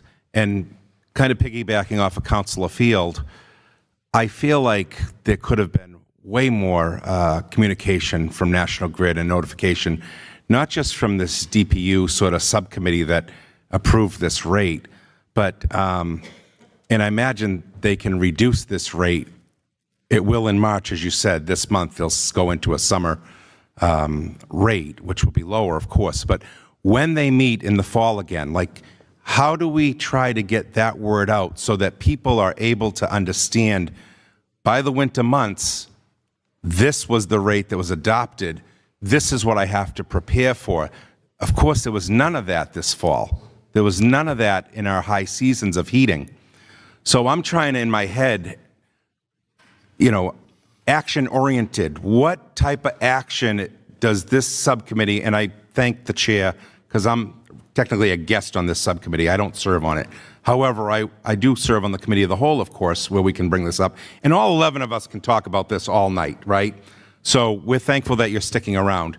Again, I would like to come out of this with an actionable item. So my recommendation to your subcommittee, and I don't have a vote on it, but through the chair, would be that the chair sit down with his committee and the legal department, craft some type of documentation, a letter that is directed at Governor Healy, Lieutenant Governor Driscoll, the DPU representatives of that committee that sets the annual rate, imploring to them that not only does that committee adopt the lowest goddamn residential rate possible in the fall of '25, legally binding possible, but that they communicate through the National Grid to their 20,000 Lynn subscribers what the hell their bill might look like in the winter of '25-26.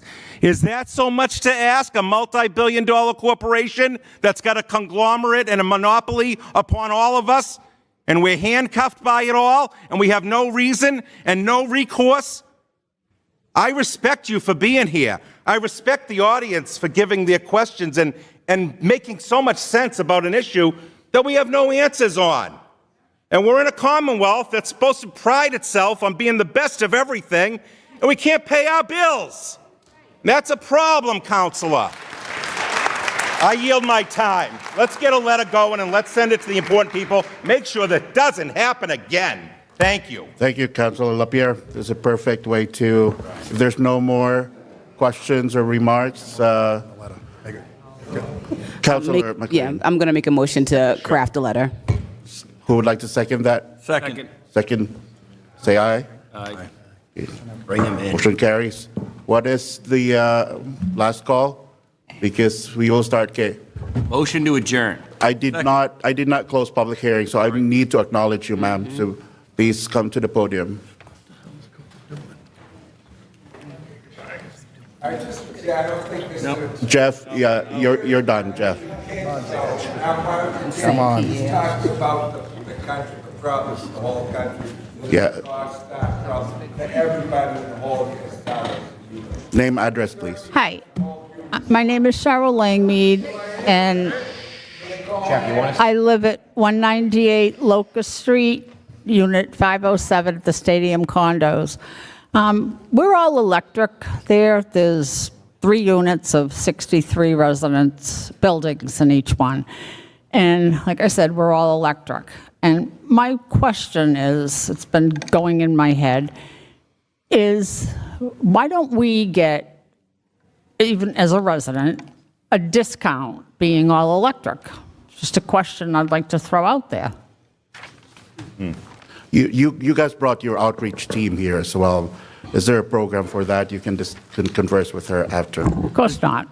There's no program for that, but we do have a new tiered discount rate, which is going to be going into effect sometime in, I believe, in August, the end of August. That's going to be dependent on your income levels. So On basic of my what? Income levels. So currently, it's well, senior citizen. I'm sure I'll qualify. It's currently a flat 32% off of your electric bill, but starting in August, there will be a new tiered rate that can offer anywhere from 32 to upwards of 70% off. So, Damaris, if you want to speak to more to that. You have to be, obviously, it's income-based.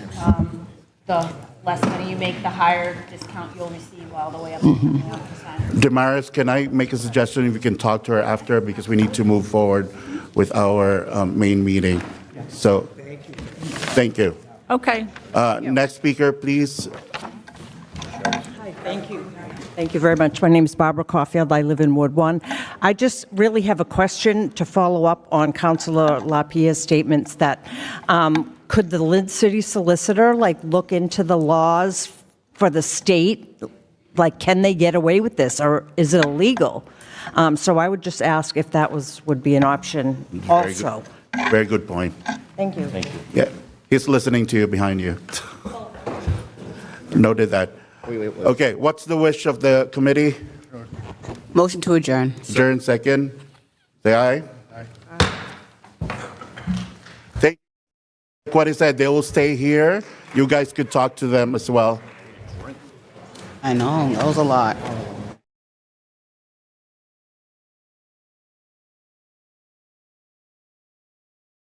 Everybody mingle out, all right? The council's okay with that. Oh, sorry. Yes. Room 402. 402 behind us. I love it.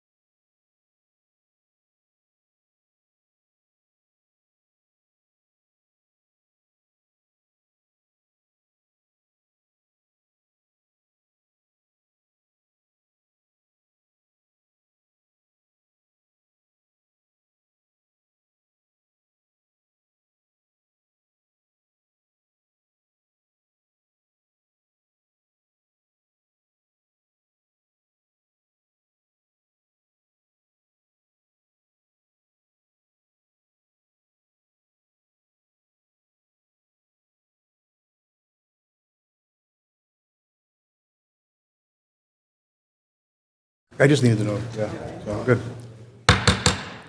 The call this Tuesday, March 25th, council to order. Roll call. Councilor Allensburg? Present. Present. Councilor Chakutis? Present. Present. Councilor Field? Present. Present. Councilor Hogan? Present. Present. Councilor LaPierre? Present. Present. Councilor Matul? Present. Present. Councilor McLean? Present. Present. Councilor Meany? Present. Present. Councilor Meji Madre? Present. Present. Councilor Net? Present. Present. Councilor Walsh? Present. We all rise for a moment of silence, followed by the Pledge of Allegiance, please.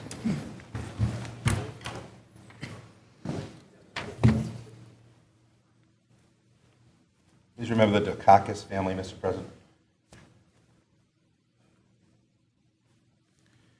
Pledge allegiance to the flag of the United States of America, to the republic for which it stands, one nation, under God, indivisible, with liberty and justice for all.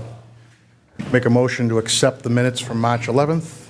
A motion? Motion to accept. A motion for a second? Second. All in favor? Aye. Accepting the minutes. Communications. We have communications from His Honor the Mayor. Dear councilors, I am hereby appointing Alexandra Novakowski, 10 Lodge Road, Lynn, Mass., to serve on the Public Library Board of Trustees effective immediately. Her term will expire on April 1st, 2028. Sincerely, Mayor Jared C. Nicholson. It's the wish of the council. Motion approved. Motion approved. We have a second. Second. We have a second. Discussion. Roll call on this.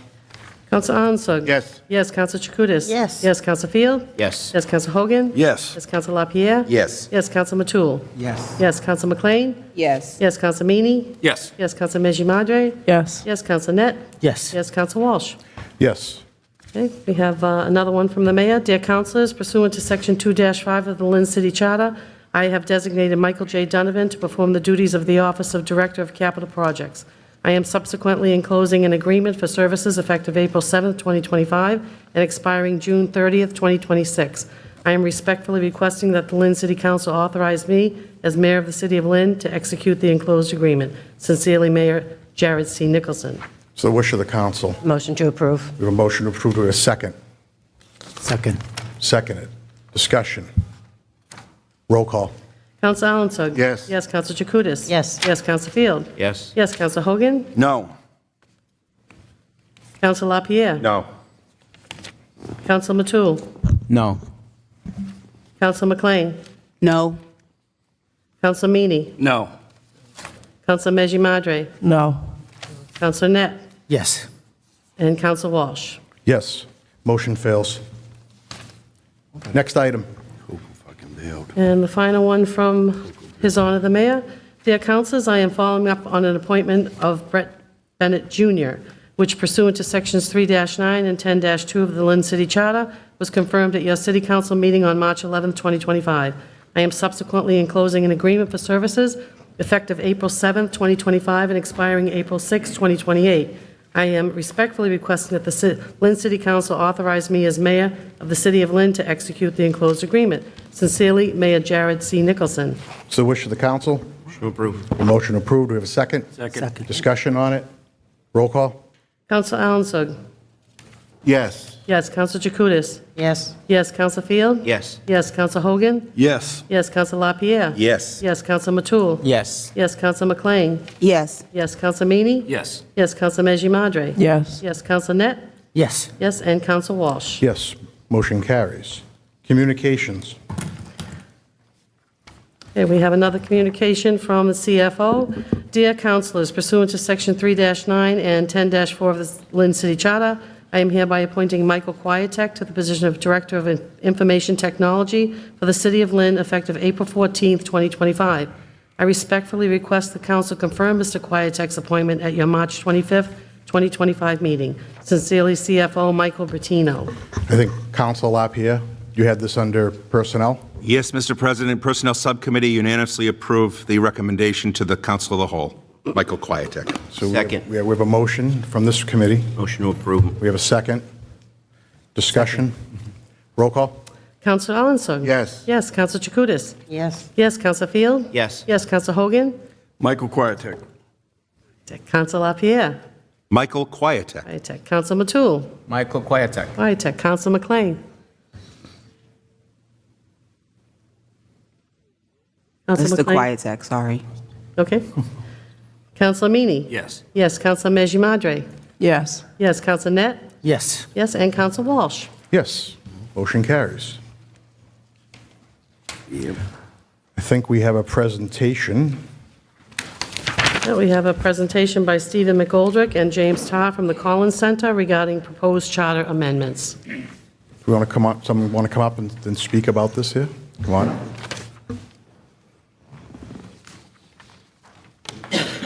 Come on up, yep.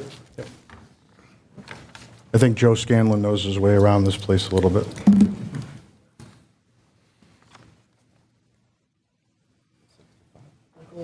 Yeah.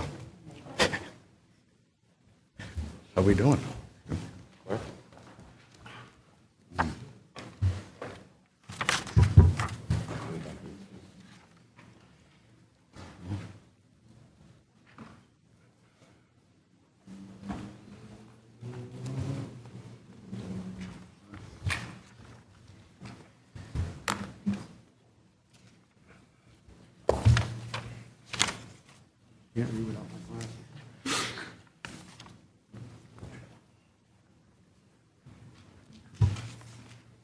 Okay, just go right ahead. Tell us who you are. Give us the information here.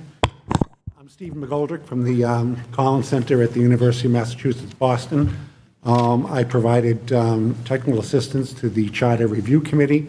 The chair and the vice chair are sitting with me now. I'm just going to make very brief comments and then leave enough time for questions. First, I want to start by reporting what the committee, the Charter Review Committee, did not do.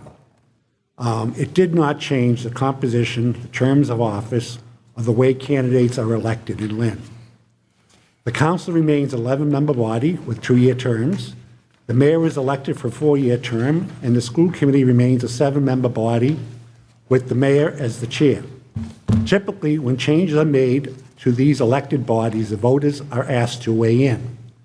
But none of these elected bodies are proposed to be modified. Second, the major recommendations contained in the committee's proposals are to 1, streamline government administration, 2, make the mayor and department heads more accountable, and 3, provide a charter that is more user-friendly for residents. But perhaps the most fundamental reform that is recommended is that the city no longer is required to get permission from the state legislature to reorganize its government as it sees fit. Lynn was extremely constrained by state government because of its past financial difficulties. But Lynn is in a very different place than it was in the late 70s and mid-80s. Lynn's local government is perfectly capable of making its own decisions without strict state oversight. This proposal brings home rule back to the city of Lynn. Lynn's local government has professionalized over the last several years. The adding of a chief financial officer, a merit-based human resources management system, and a competent planning team, just to name a few things that were done to modernize Lynn's government. The Charter Review Committee did an outstanding job. It was more inclusive and transparent than most other 10-year review exercises in other communities. And they produced a document that will serve as a solid foundation for Lynn's government for decades to come. The next review of the charter will be in 2035. We'll all see you then. The chair of the committee, I don't have to introduce him, Tom McGee, and the vice chair was Joe Scanlon.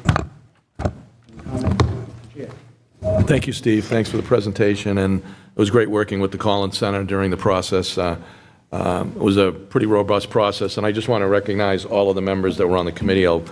Many of them are here, but not all of them are here, so I want to just recognize them by name because it was really a great group to work with. We had a chance to go through the charter really line by line and have some really robust discussions throughout the process. It was a really open and I think really engaging process, and I really enjoyed working with all the members. They took it very seriously, and we really had some really good discussions, and I think we have come to a place that's really been able to upgrade streamline, modernize, and take a look at what are best practices, particularly with the support of the Collins Center, who's done work throughout the Commonwealth with many communities on their charter reviews. So it was really a great process, and I want to thank Vice Chair Joe Scanlon, Magnolia Contreras, Pam Edwards, Nilsson Fresco, who is here, James Lamanna, Jim, thanks for your work, Councilor Nicole McLean, Danye Smith, all of those members, and CJ,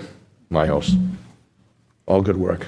And again, I think it was really an interesting and really informative discussions we had, and I think we're all proud of the work we did. It was accepted on a 9-0 vote, and I think that reflected the hard work and the really seriousness we took this task that we were asked by the mayor and by the council.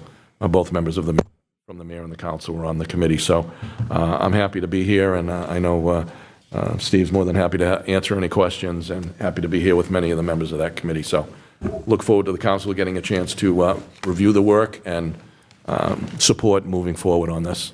Thanks again. It's good to see all of you and from this side of the podium, but again, glad to be here. Okay, so we can ask questions, I suppose? Is that appropriate?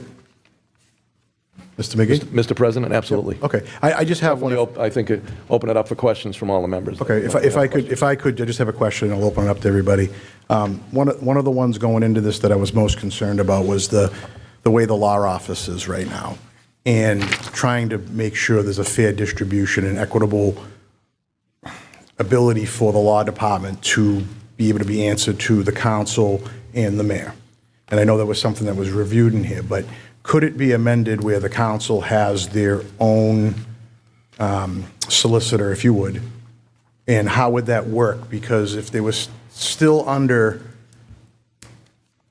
the head solicitor being appointed by the mayor under the proposal, that means that solicitor would be working for that person. So there still wouldn't be autonomy within the department. So I just want to put that out there. I'm not sure how we would be able to amend that or if we should or not, but it's a question. Mm-hmm. Yeah. It can be amended. I think to reverse it, where the council now has. Mr. President, can you have him speaking to the mic? Yeah, sorry, yep, just. The council now has the appointment of the solicitor, and the mayor has the appointments of the subordinates. We'll just reverse that, which is the most common practice in Massachusetts municipalities now. We can work out an amendment where the council will get an appointment in that solicitor's office. That's no problem doing that. So I think that would probably be the route to go, and we could draft up some language for the council to consider at the meeting, next meeting before it votes, if that's okay. Okay, so I guess it's still back to the question, is that person would still fall under so that we would have our own city solicitor, if you would, here, but they would still be working for the appointee currently of the mayor if we switch to what's in this proposal. That is correct. That's correct. And just bear in mind that city solicitor, city attorney, whatever the title is, they're the corporation counsel. They're not the mayor's counsel. They're not the city council's counsel. They're the corporation counsel. And they represent the cities as a whole, the city's interest, no matter who the appointing authority is. All right, thank you. Hold on one second. We're just going to fix the TV because I think there's a problem with the connection. The need for IT.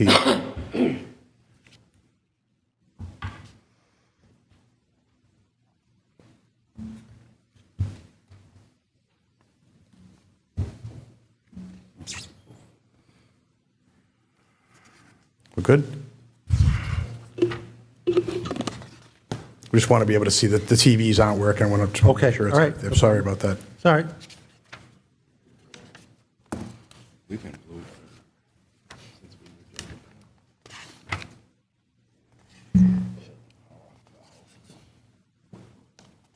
But the audio was fine, right? The audio was okay? I think the audio is okay, yeah. Okay. Any other questions from the council here? I know there's probably a few from people. Anybody have any comments or questions about this? Open it up. Council Ellingson? Thank you, Mr. President. I read the charter, the new ones, the updated ones over and over again. We are legislators. Why would we not have this, our solicitors with us? We talk to them almost every day about making legislations, ordinances, clarifications, and so on and so forth. Is there any other towns and cities that has similar situations like us? Or why are we changing it because of other towns and cities are doing it? Just clarify that to me. Yeah, I think it's hard for an 11-member body to supervise and evaluate the performance of an employee that's here every day. And the only city that's left that has the solicitor or the city attorney appointed by the council in the metro mayor's communities, which are about 13 or 15 now, is Malden, and Malden's charter is dated 1888. So this is clearly the trend, and the day-to-day supervision, I think, can be more efficiently done by someone who's in the building full-time. And that would be the mayor and as the appointing authority for all department heads, which would make the mayor more accountable. And again, I go back to the premise that the attorney is the attorney for the city, not the attorney for the council. So for that reason, because of supervision factor? That's the only reason why you have to move it from the council to the mayor, so the mayor could supervise our city attorneys. Exactly, so that there'd be day-to-day supervision and evaluation of the performance of the person. Is that our president could do that as well? The president's only one That's the member. only, I mean, just my point. I end my question. Okay. Councilor Field had a Just question. to back up on that question that Councilor Allenson had. Thank you, Mr. President. You said there's 13 communities, one being Malden that doesn't. Well, who are the other 12 that do, compared to the other 300-plus communities in the state? Well, the only communities that I looked at for this exercise were Metro Mayor's communities, which are? basically Boston, Chelsea, Revere. Chelsea, which was in receivership, correct? Chelsea is not in. They were. Chelsea was in receivership. They were. That was 35 years ago. Okay. Revere, Somerville, Quincy, Arlington, Brookline, which don't have mayors, but the town administrator or the executive appoints the attorney. So, trying to think of who else. Basically, it's the cities and towns within the Boston core. Okay. All those cities and towns. The executive appoints the attorney. And the only reason is for supervision? Yeah, basically supervision and. So 11 people can't supervise the solicitor's office, but one That's can? like an absentee landlord, Counselor. Okay. There's 11 landlords here. So what's the difference between us supervising a city clerk, who's proposed as the only appointment, and not some of the other departments? Because I think that the city's attorney, the job touches every department of the city. The city clerk's does not. Okay. All right. Thank you. Council McLean had a comment. I'd just like to follow up. Okay. Again, I think the point that Steve is making is clearly the law department works for, you work with all the attorneys. It was including the mayor's appointment when I was mayor. All of the attorneys were able to work closely with all of you and based on, as well as the rest of the city, and working through the mayor's office. The attorney's office is the corporate attorney. They work for everyone. And they opine on all of the different issues that impact the city, that you are representing as councilors, just as importantly as the mayor, as the administrator of the city. So those attorneys are there for everyone to get the information you need to make the decisions based on the legal opinions that will come forward on many issues across the community. The recommendation here reflects what is done in pretty much every other community in terms of how the appointment comes in. That does not change what the hire is about, and that means that the attorneys are being hired to do the work of the city on all kinds of legal issues that we face. And that is the work that all of you, I know that you work closely with those attorneys, but the appointment of the attorneys reflects the reality of what goes on in all other communities, particularly as it relates to the decisions we made on the committee, the committee made related to the charter and the appointing power with the support of the council. Once the mayor makes the appointment, it's the council's responsibility to then make an approval on that recommendation, which you just did on a... And with respect to your term as mayor, was there ever a time that the council didn't oversee the work ethic? Or what, you know, did the council ever, seen as the same solicitor's office, under your term and under Mayor Nichols's term, was there ever a reason to change it that there is now because of the oversight? I think the recommendation is based on the best practices of how city government works, is that the mayor makes the recommendation for all department heads. The clerk obviously works pretty much directly with the council, reflective of all department heads, and the work that gets done is for all of the city work. You work with the department heads now, work directly with councilors on many issues, but the administration is the one that day-to-day operates the operation of the city and works closely with all of those department heads and with the law department day-to-day on a numerous amount of issues. Similarly, the work that goes on today is the mayor and the city council continues to work closely with the law department across the board. So the recommendation, based on what I think the committee, we definitely had lengthy discussions on this. What is the right way to go to create an updated best practices type of city government and operation, as to the mayor will make those appointments across the board, and the council's authority is to approve what those appointments would be. So you all have a place at the table to make a decision on who are the right people to be in these positions, and that they do work across the board. The council does now already. Right. If there was, and that's if there weren't six in agreement, the appointment wouldn't go through anyway. And that won't change. We could, Council McLean had a question, I believe. Oh, no, Sorry it wasn't to a question. It was just that being on the committee, I think that what I'm hearing here is what my concern was when we were speaking about a consolidation of power. Like, having the mayor be the only appointing officer would mean that he has the most authority to do and say what's going to happen within the city itself.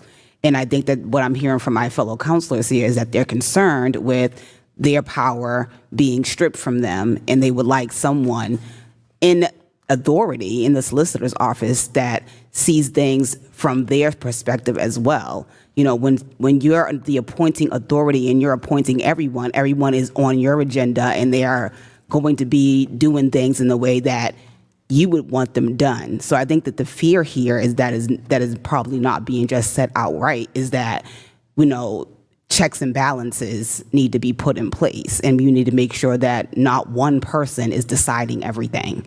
I think that's really what's being trying to be translated or communicated from this side of the room.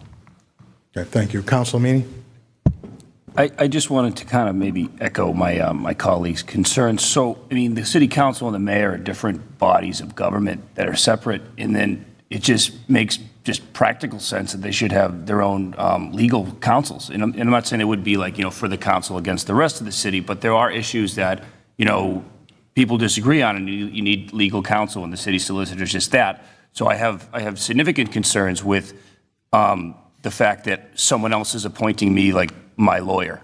That just on its face, and you know, the nuance is something to be discussed, but that's just something that I would think about and I would have a real issue with, is the fact that, like, you know, I mean, at least how I look at it, and I'm not really concerned with how other cities do it, but how I would ideally like Lynn to do it is the council has their legal representation, and the mayor and the city have theirs, and it can cross over at certain grounds, but there has to be concrete barriers between it also.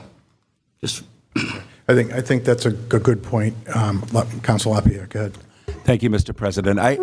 I just had a question of clarification for Mr. McGoldrick. When you were stating that this change is more about supervisory and reporting to, and that the mayor would have discretion over that in terms of, evaluation and so forth, right? Does it preclude currently our city solicitor from supervising and evaluating the other attorneys within his or her department right now? Because what I'm thinking is the mayor is the only person that will have direct supervisory powers, if you will, over that whole department.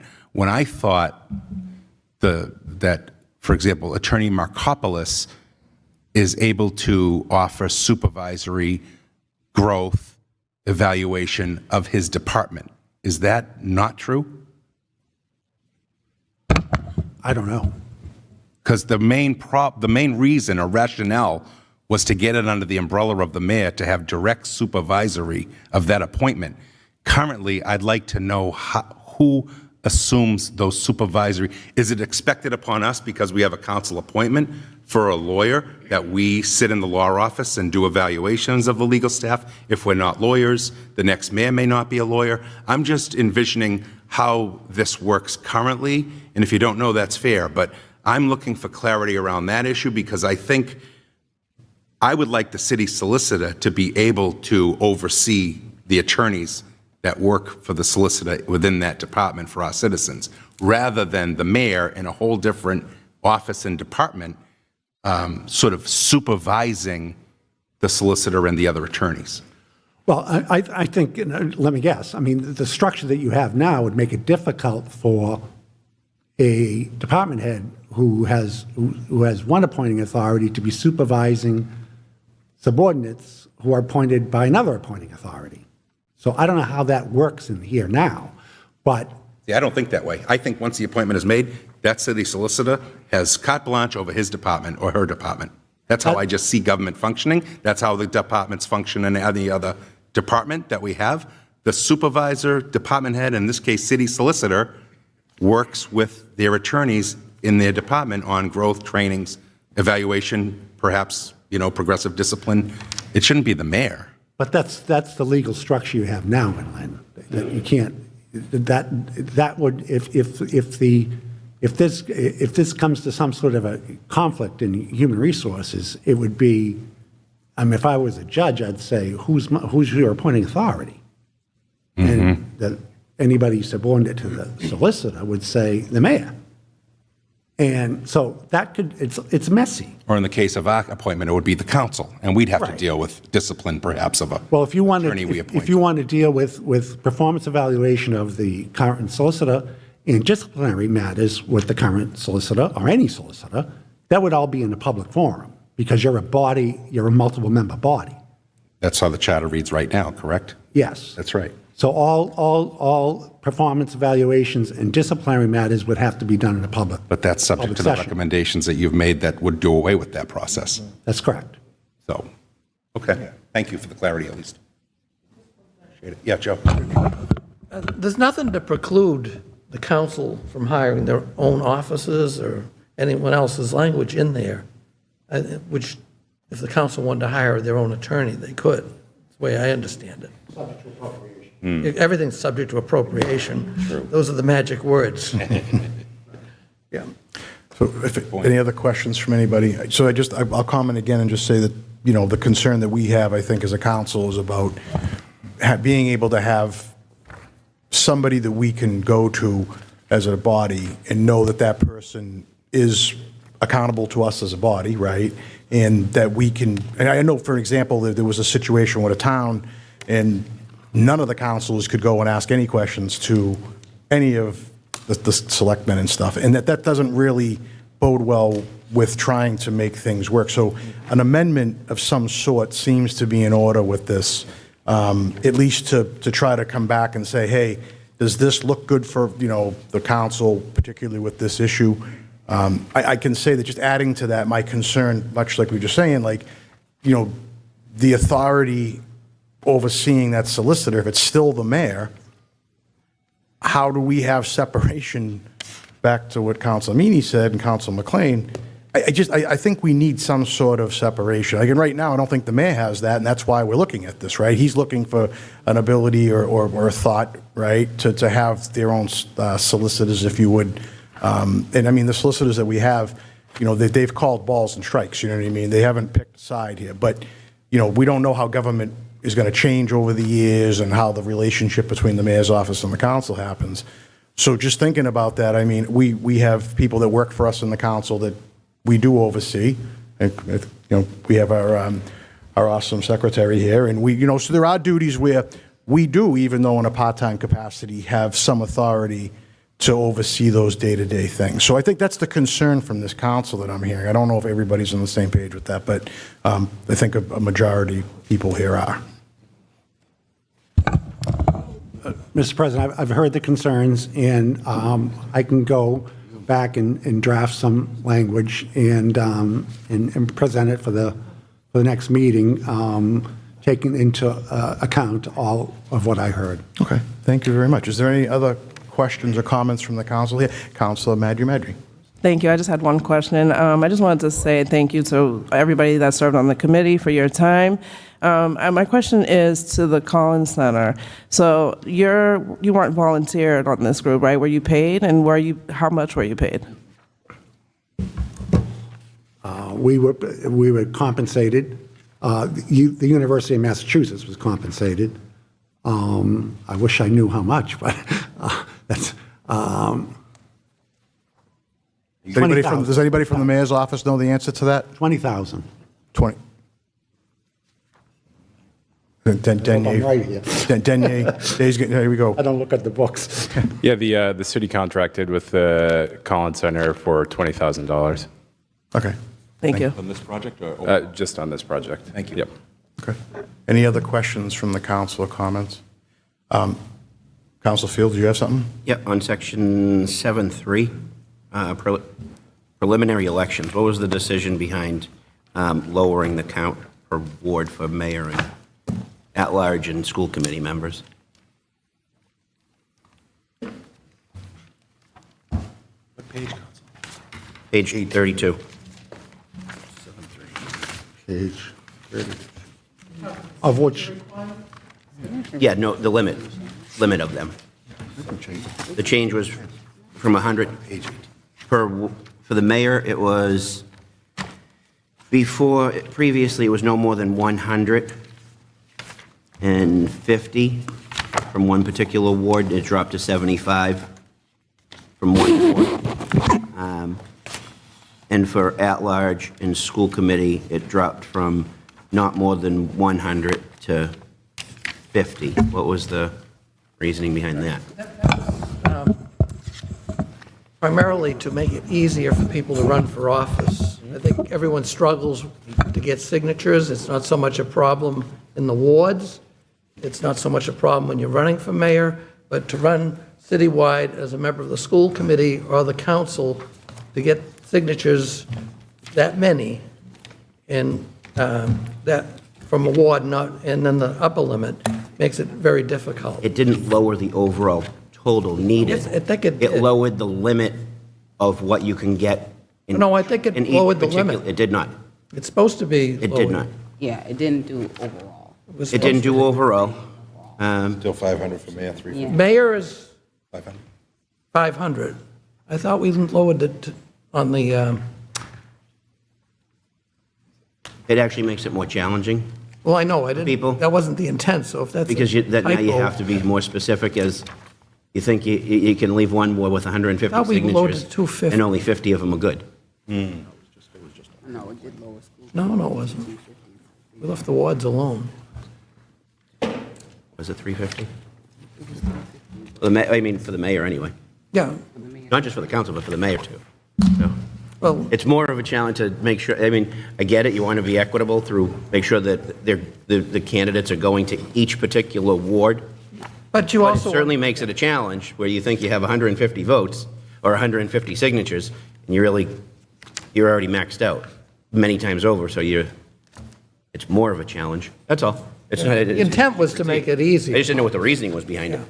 Because it actually, I think it makes it more challenging than easier for everyone. Well, when I first ran for office, it was 50 for everybody. Can we do that? That's all. I just didn't know the Yeah, reasoning so behind it. that was easy. You had 50 candidates at large.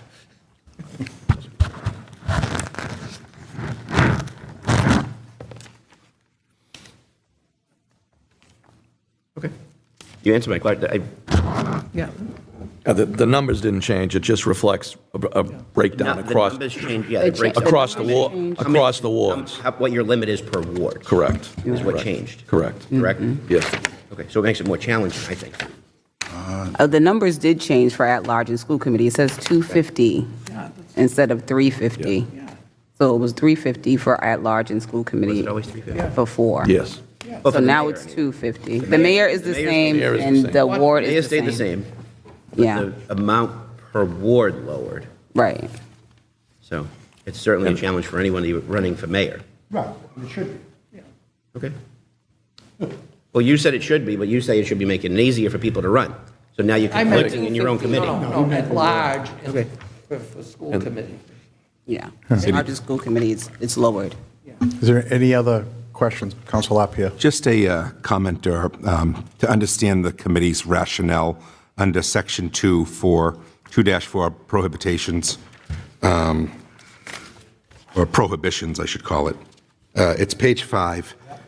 The appointment after so no city councilor shall hold, that I believe decreased from a 2-year cooling off period to a 1-year. Could you just kind of state the reasoning and rationale? Is that kind of the trend of what's happening out of the municipals as well?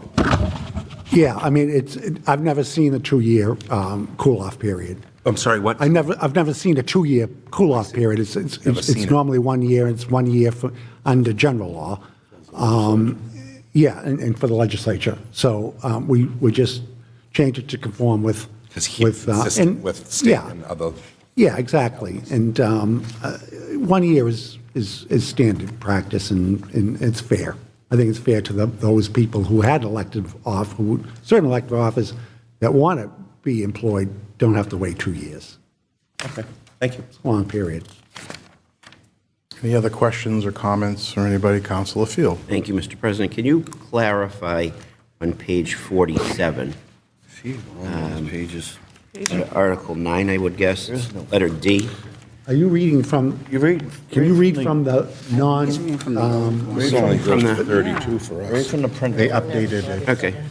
From the non-red. I'll read it. It's in reference to department heads Yeah. in office on or before January 1st, 2025, that have served a full term of office and have not been or will be appointed to the same office to succeed themselves shall thereafter serve as an indefinite term, not subject to reappointment, but subject to removal in accordance with applicable laws, rules, regulations, and policies. All persons classified as department heads shall be designated by administrative order in accordance with Article 6. Can you explain that clearly so I can understand it better? Well, there was a provision in the charter that's being replaced, or proposed to be replaced, that department heads had what they call tenure, which means once they were appointed, they would never need to be, second time, never had to be reappointed. So we have grandfathered the people that have that provision now to not lose it. And, but they still would be subject to a progressive disciplinary procedure that's called for in the administrative code. Now, if you're questioning, department heads will be designated under Article 6, or Article 5, or 6, I think. Then 6 would list, the mayor would promulgate the administrative order saying the following positions are classified as department heads.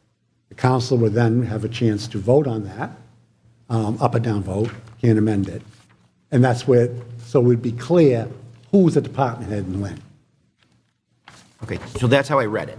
Yeah. My question and concern is, if if we're having a struggle over and over hiring department heads, and that's what we've seen over the past couple of meetings, including tonight, okay, why would we want to eliminate tenure? Because who would want to apply? Why would you want to be in a job and know that your appointment might not be renewed 3 years later, 5 years later? Am I reading the change correctly or no? You're reading the change correctly, and that's, I mean, in any position of any, city or private sector, nobody has a job for life. Except for Supreme Court justice. Well, I mean, if people are protected by union, so if you're a teacher, you want to be a teacher, they can't replace you after 5 years because your term, there's no terms. But the department heads, I see it as more of a challenge to get qualified candidates, knowing that they can be replaced if the mayor says, I get somebody that I want to put in as I don't want to say city solicitor. We already touched on that too much. But for inspectional services or DPW or any department, it's a change of administration, and now it's time to appoint their own people. So it kind of increases the challenge of personnel trying to find candidates that are going to apply for a job, knowing they can be replaced in 3 or 5 years. As I mentioned in my comments earlier, the city has now adopted a modern human resources management system, which recruitment and selection and discipline and dismissal are all codified, just like any other organization. Sure. And I don't disagree with it. Anybody can be fired at any point, for discipline reasons or any reason. Okay? But that's not currently the case. Well, but that's not how this reads either. I think the point that Steve's trying to make is that as part of this change, implementing a progressive disciplinary program protects the employees that can't be eliminated unless they've gone through a series of human resource process that's identified. But tenure doesn't do that. Tenure just means you can replace you without having to discipline you. I can wait the 6 months because I'm going to replace you anyway. That's where the change is coming in. Accepting that progressive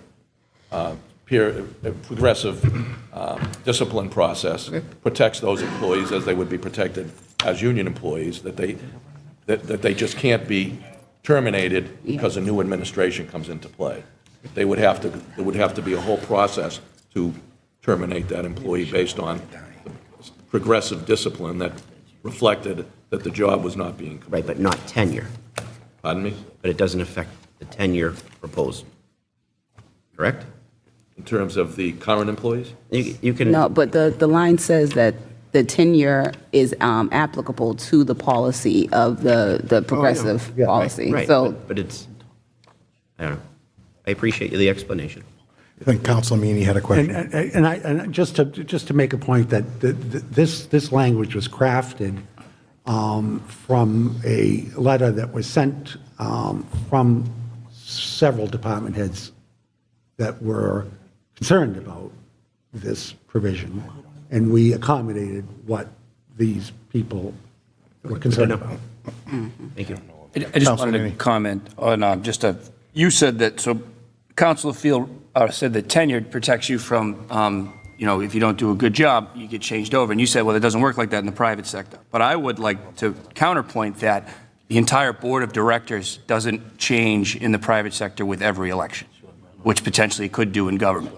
So would be kind of maybe a reason to support tenure, in my opinion. Care to comment? Well, I guess, the mayor is the chief executive officer elected by the voters at large. The mayor should have the ability to bring in a team because the mayor was elected to provide certain services that the people wanted because that's why they voted for him or her. So the mayor should be able to bring in a team. I don't remember, probably 30 years ago, mayors came in and fired everybody. That doesn't happen anymore. It's just municipal government has changed dramatically over 3 decades. It's not just, an old boy network anymore. It's pretty tightly managed by good people who run for mayor. And they should be able to appoint people that will carry out the agenda that the voters want. Councilor Arlington. Thank you, Mr. President. I appreciate you guys cleaning our charter. There's a lot of languages and grammar, and for me as English is not my main language, it makes more sense now reading from the old one to the new one. But I also am aware of a simple word that can change the whole structure of the whole thing. And I have long conversations with Councilor Lapierre about this, but I want to hear from your mouth about the submission of budget. In the 2010 charter, it says the mayor shall submit to the city council, whereas your proposal, the mayor shall call in a joint meeting, which is a big switch to what we usually traditionally do. Any reason for that? And what has been changed through the whole budgeting process? I think you've touched upon it. The purpose of calling a joint meeting of the council and the school committee before the budget process starts is so everybody, or there's an attempt for everybody to understand as a group the financial condition of the city before the budget process begins. And a joint meeting, having everybody in the same room, including the superintendent of schools, is a good exercise before you start the budget process, which didn't exist in Lynn before and doesn't exist in a lot of places, but now does. And that presentation is incredibly useful for every elected official in the city to understand the financial condition of the city. That's that was probably the major change in the budget process was the joint convention. So in layman's term, what we've been doing for every year, doing budget process with Councilor Lapierre running the budget hearing, is that going to change after? The only change is the joint convention. That's all I want to hear. Yeah, Number two, what is Councilor Lapierre's involvement towards every year? Will it still stay? Correct. Yes. Okay. You understand that part? Yeah, I mean, the follow-up, I think in the context of, and it may be me, it may not be me, but currently I serve as the City Council Subcommittee Budget Chair.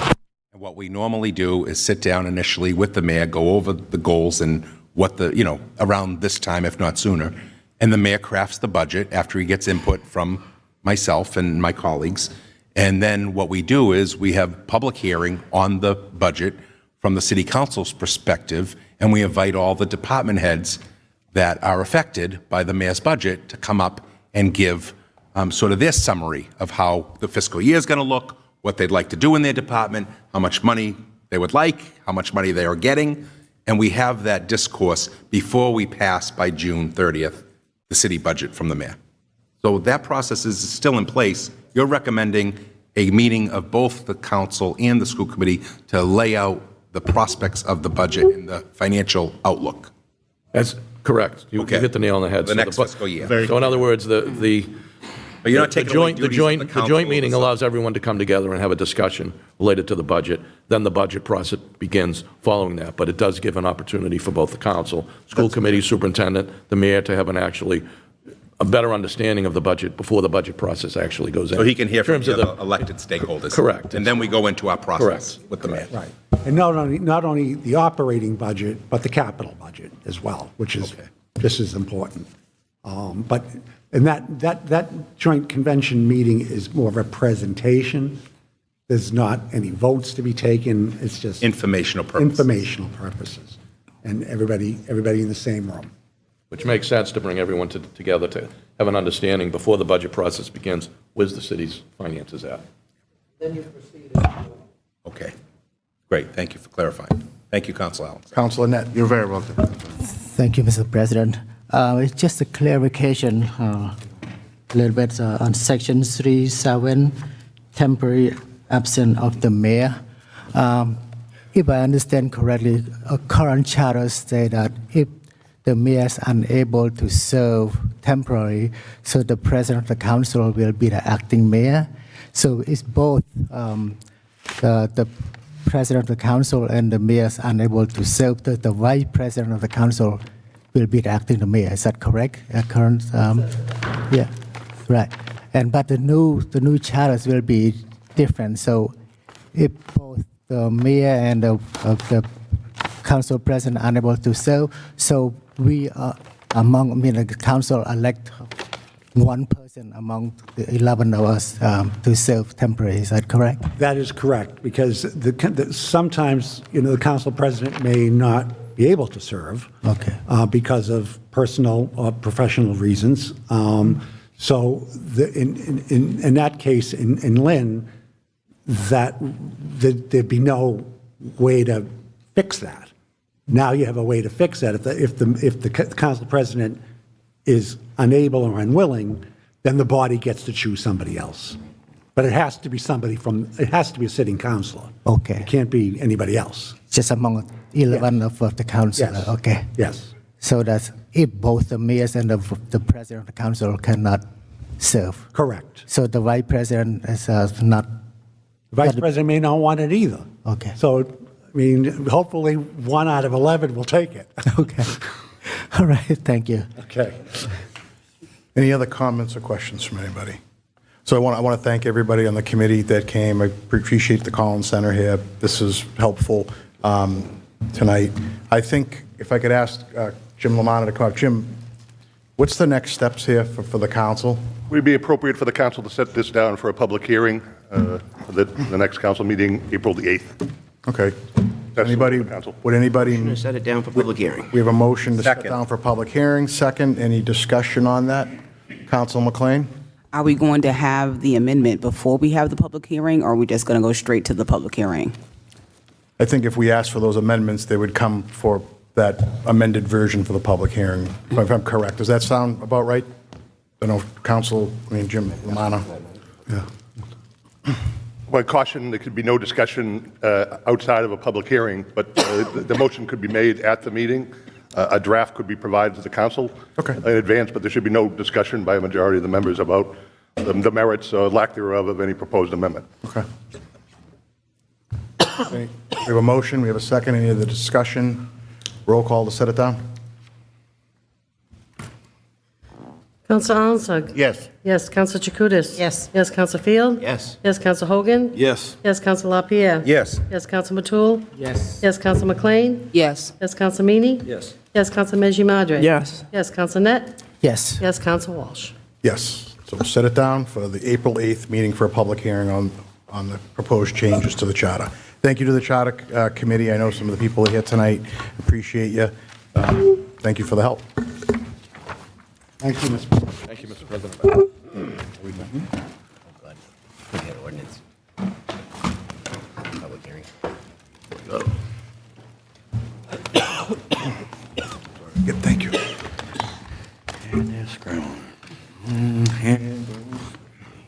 Okay, Madam Clerk, we have a public hearing.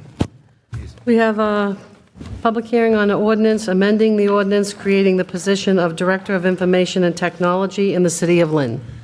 Anyone wishing to speak in favor on this? Anybody want to speak in favor? Anybody want to speak in favor? Up to the podium.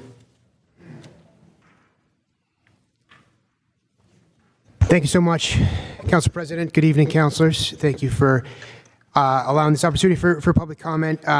We, as you heard earlier, are very excited to have a strong candidate for an important position. IT, as you know, is a critical function. It's a position that has been in the charter for some time that the city actually has never formally filled. And it is really important that we continue the work of our IT department and advance it in changing times. The appointment that you heard from tonight in advance to the full committee would allow us to do that. When we initiated the search for this position and posted the position. We posted a range, and obviously the best indicator of where the market is for hiring is the candidates that actually respond. As we went through that process and made the final selection, who you heard from this evening, who I think will be an excellent choice, we discovered that we weren't going to be able to make the appointment that we wanted to because of the salary ordinance, the way that it's written, would have put the candidate towards the bottom end of the range. And so we've put forward this amendment to allow us to consider commensurate experience, which will allow him to advance. He would still be within the range, so the job salary, the offer would be within the range that was posted, but it would allow us to count experience commensurate to education. I think that that kind of negotiation within the range is fairly commonplace in terms of the hiring. It's complicated in the public sector, obviously, in that we are following. We have to do ordinances, and so that's why we're having these conversations. I think I've spoken with many of you, including the subcommittee chairs and leadership. And so, this is a process that we go through because of the fact that it's set by ordinance. Okay, thank you very much. If we have any questions, we'll have you come up. Anyone else want to speak in favor of this? Anyone want to speak in favor? Anyone want to speak in favor? Seeing that part of the hearing is closed. Anybody in opposition to this? Anybody want to speak in opposition? Anybody want to speak in opposition? Seeing none, that part of the hearing is closed. What is the wish of the council? We have a motion to approve. We have a motion to approve. We have a second. We have a second. Discussion. Councilor McLean, then Councilor Meany. I would like to know what is the amount that this candidate will be being paid. If we could have somebody come up.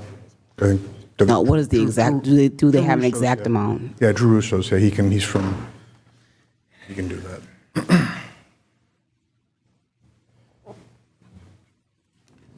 Thank you, Counselor. So this candidate would be paid at the top end of the range, which exactly, I believe, is $136,949 and change.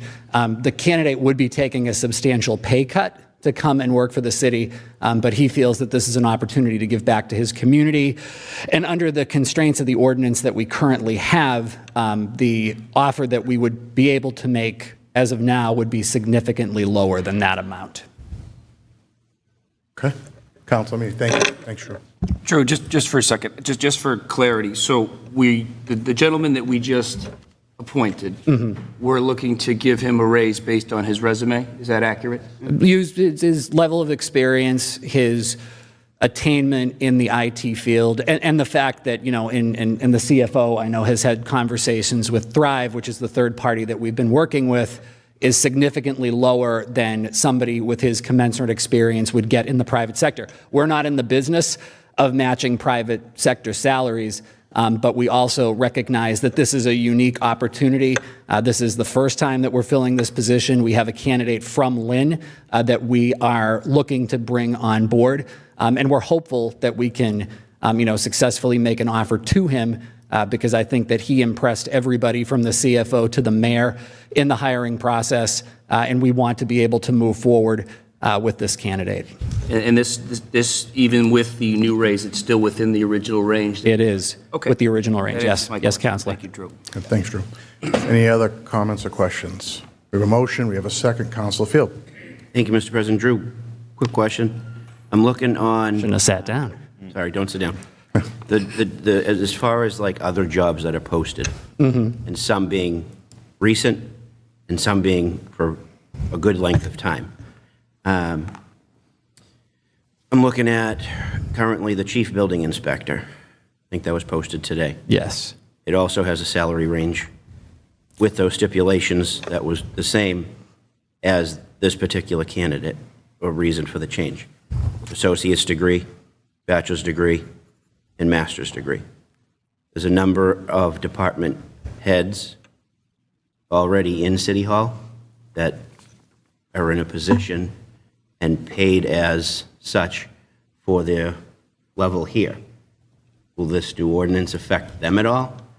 So for somebody that is in a position that has an associate's degree or a bachelor's degree, How do we explain to them that they're not going to be paid what a master's degree was because we're changing the ordinance to fill this position when we're looking at a diesel mechanic that we've been looking for months at a time, or crossing guards, and we don't have money to increase the interest in those positions, but we can here for one position. So that's the problem that I have personally, where we're looking at some of these lower paid jobs, and a couple of dollars more may make a difference, especially the length of time for the diesel mechanic and mechanic that we're looking for, these specialized positions. There's no consideration. I understand it's apples and oranges as far as department head and union position, but how can you explain to those that we don't have money in the budget for this, but we're going to change the ordinance to cover that? And how do you handle morale here within the building itself with other department heads that when they took the job, it was basically, this is what you're going to start at. Consideration was never taken. I know the ordinance will change that, but it's still, and a point that Councilor Meany made during subcommittee, where someone reached out saying that they didn't even apply because they saw those same ranges. I know you explained it then, but can you explain it before full council? Sure. So we had posted one range, and the chief building inspector position you talk about, that is a position in ASME Local 3147. That is a position that we actually just bargained to create that position. And so the base salary, which is higher than the 193 building inspector position, was something that was part of collective bargaining.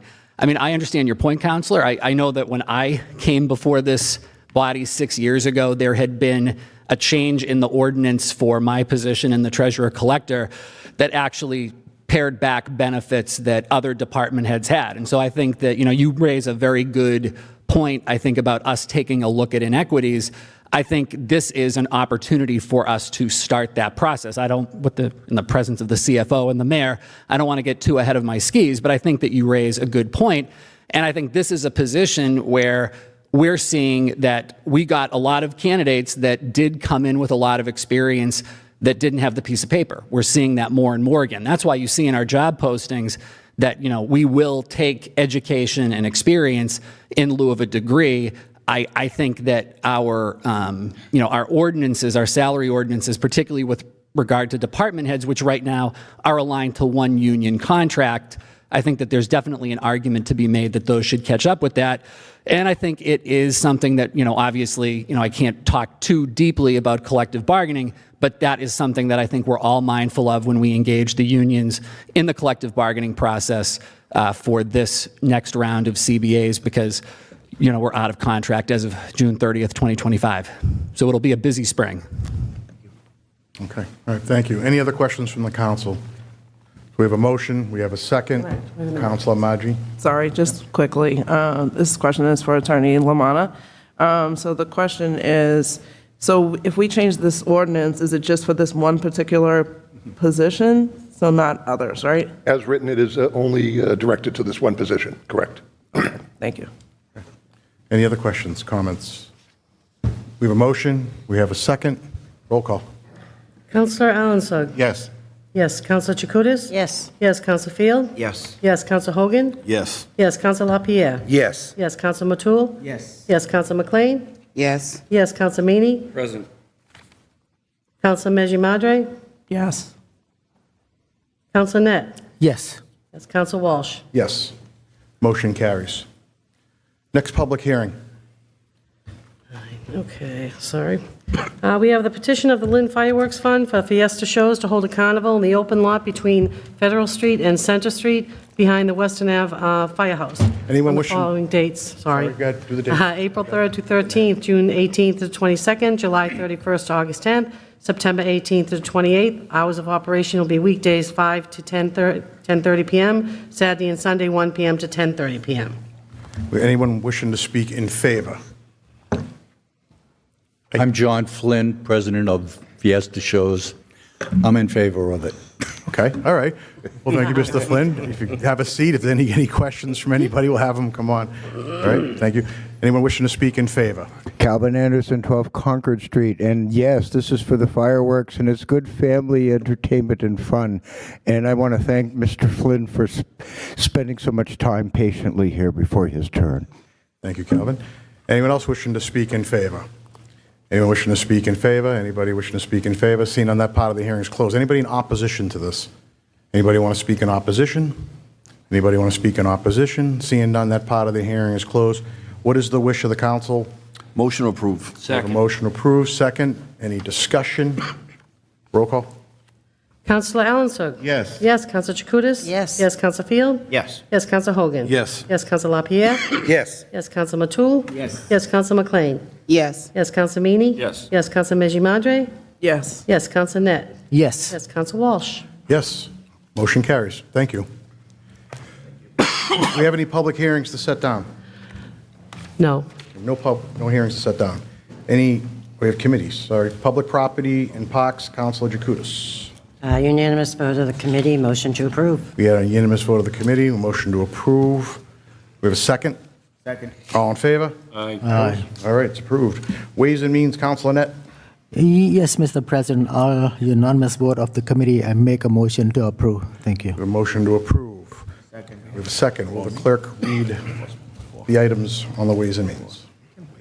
We have transfers that were laid over from March 11th, $50.17 from the mayor expense for prior year bill, $150,000 from reserve to IT expense to fund operation needs, $24,300 from the planning department to planning payroll to fund employee due to federal grant loss, $3,370 from ISD expense for prior year bill, $1,629.32 from ISD for a prior year bill.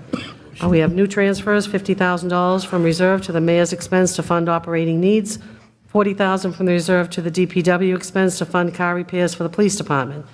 Certified funds, we have $200,000 to community development and Mass Cultural Council to preserve ability to compete with resort-style casinos, $15,000 to the planning department for the FY25 Lynn Cultural Annual Grant Award, $2 million to the school department for 195 Market Street, requiring equipment and technology for student programming, and $50,000 to the mayor's office for gun violence prevention and community programming. Makes no sense. So we have a motion, we have a second. Any discussion on any of that? We just started. Roll call. Councilor Allensburg. Yes. Yes, Councilor Chakutis. Yes. Yes, Councilor Field. Yes. Yes, Councilor Hogan. Yes. Yes, Councilor LaPierre. Yes. Yes, Councilor Matul. Yes. Yes, Councilor McLean. Yes. Yes, Councilor Meany. Yes. Yes, Councilor Meji Madre. Yes. Yes, Councilor Net. Yes. Yes, Councilor Walsh. Yes. Mr. Net, was there any emergencies? Yeah, there was emergency voted by the committee. I make a motion to approve. Thank you. All right, so we have a motion to approve the emergency. We have a second. Second. Roll call. Councilor Allensburg. Yes. Yes, Councilor Chakutis. Yes. Yes, Councilor Field. Yes. Yes, Councilor Hogan. Yes. Yes, Councilor LaPierre. Yes. Yes, Councilor Matul. Yes. Yes, Councilor McLean. Yes. Yes, Councilor Meany. Yes. Yes, Councilor Meji Madre. Yes. Yes, Councilor Net. Yes. Yes, Councilor Walsh. Yes. Personnel Committee, Councilor LaPierre. Thank you, Mr. President. We had informational meeting about candidate Michael Kwiatek for IT Director, and we, on a unanimous recommendation to this committee of the whole, we sent that forward to you tonight. Thank you. Council, do we need a roll call on the recommendation, or it's already been approved, right? We did a roll call vote to appoint, so I don't know if you need another one. Might as well. Whole council, yeah. I'm sorry, Mr. Lamana, do we need to have a roll call vote on the Personnel Subcommittee vote where we already voted? No, you can ratify it with a voice vote. Okay, all right, thank you. So do we have a motion? Do we have a second? Yeah, motion made. Second. All in favor? Aye. Opposed? All right, carries. Utilities Committee, Councilor Arlington. Thank you, Mr. President. We had a representative from National Grid, folks here who came here to do a presentation and talk to our residents about the utility rates and the increases in the customers' bills. I move to approve this proof. All right, so we have a motion to approve. We have a second. Second. Second. All in favor? Aye. Opposed? All right, moving right along. Do we have any old business from anybody? No old business. We have some new business. Yep. We have a disclosure from Russell Gokus, a retired Lynn police officer and a part-time employee in the City of Lynn Parking Department. He's requesting to work roadside details for the Lynn Police Department. Is he here? He's right here. Yeah, exactly. So, Jim Lamanna, come up for a second. Can you just tell us a little bit about this, Jim? Correct. Mr. Gokus currently works on a part-time basis for the parking department.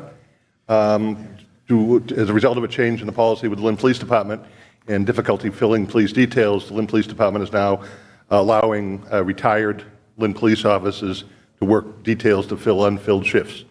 Any individual in the city that receives 2 separate checks from the city, and there are limitations on how many hours you can work, and it can't be the same department, needs to file a disclosure, and the city council would have to approve the payment of 2 separate checks. And that's Mr. Gokus has filed a disclosure this evening seeking that permission to have 2 part-time jobs.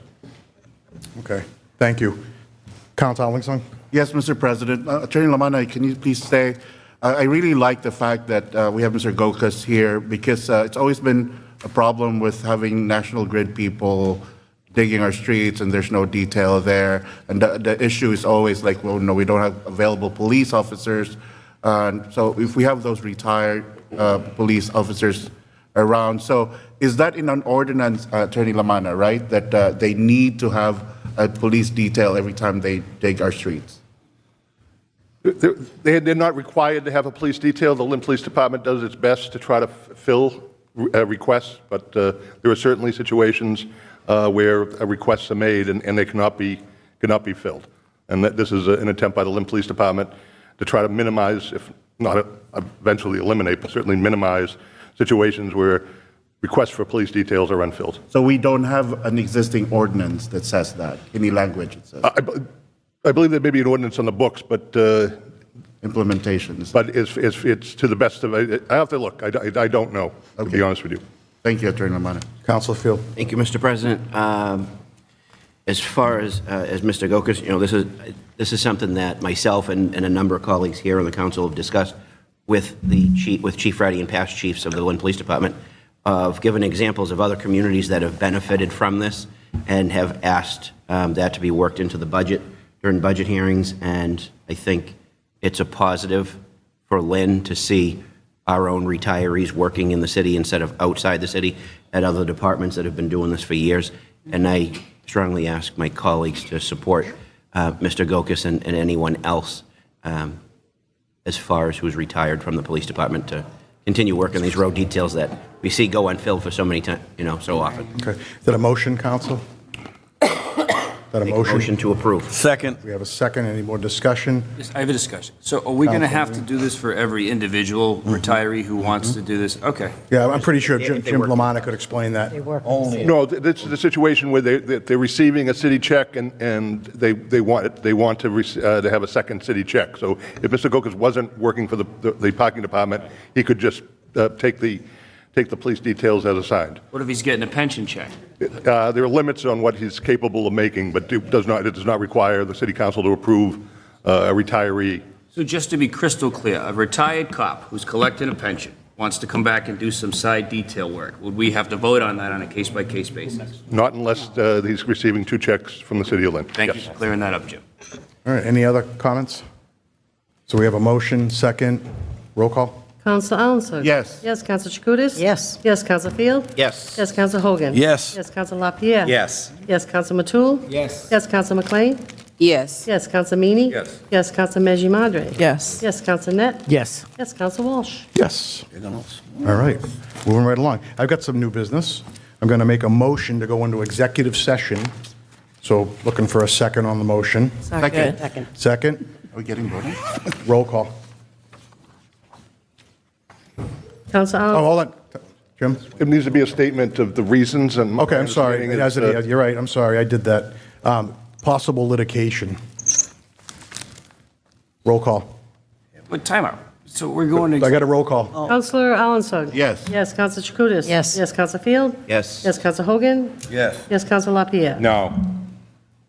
Council Matul? No. Councilor McLean? Yes. Yes, Council Meany? No. Councilor Meji Madre?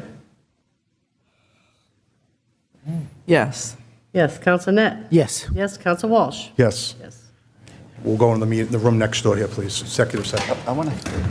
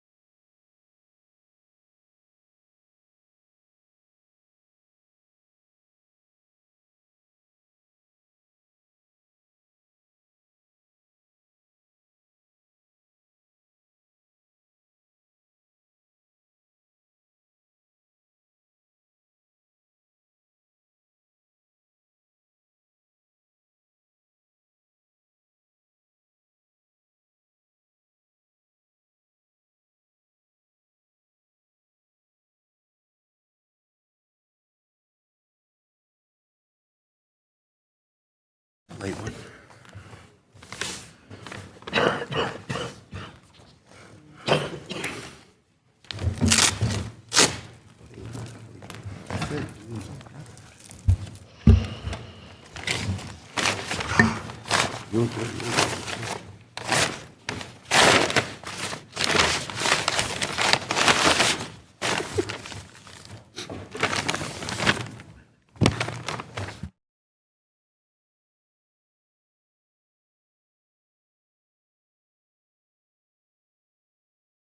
All right, we got everybody back. Okay.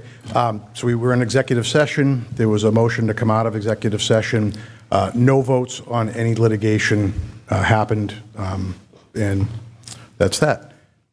What's the wish of the council? I know it's been a long night, but I have one minor new business. I would like to make a motion to recommend the city solicitor's office to draft a correspondence to the Lynn Water and Sewer to look into feasibility of installing additional storm drains in the vicinity of Lakeview Place and Park Road to adjust long-standing flooding issues. There's been some flooding there. Every time it rains, the homeowners are really getting whacked. I just kind of want to make an official motion that we can just, what can we do, how feasible, expensive, et cetera, just get the wheels moving in these issues. Second. Any discussion on that? All in favor? Aye. Opposed? All right.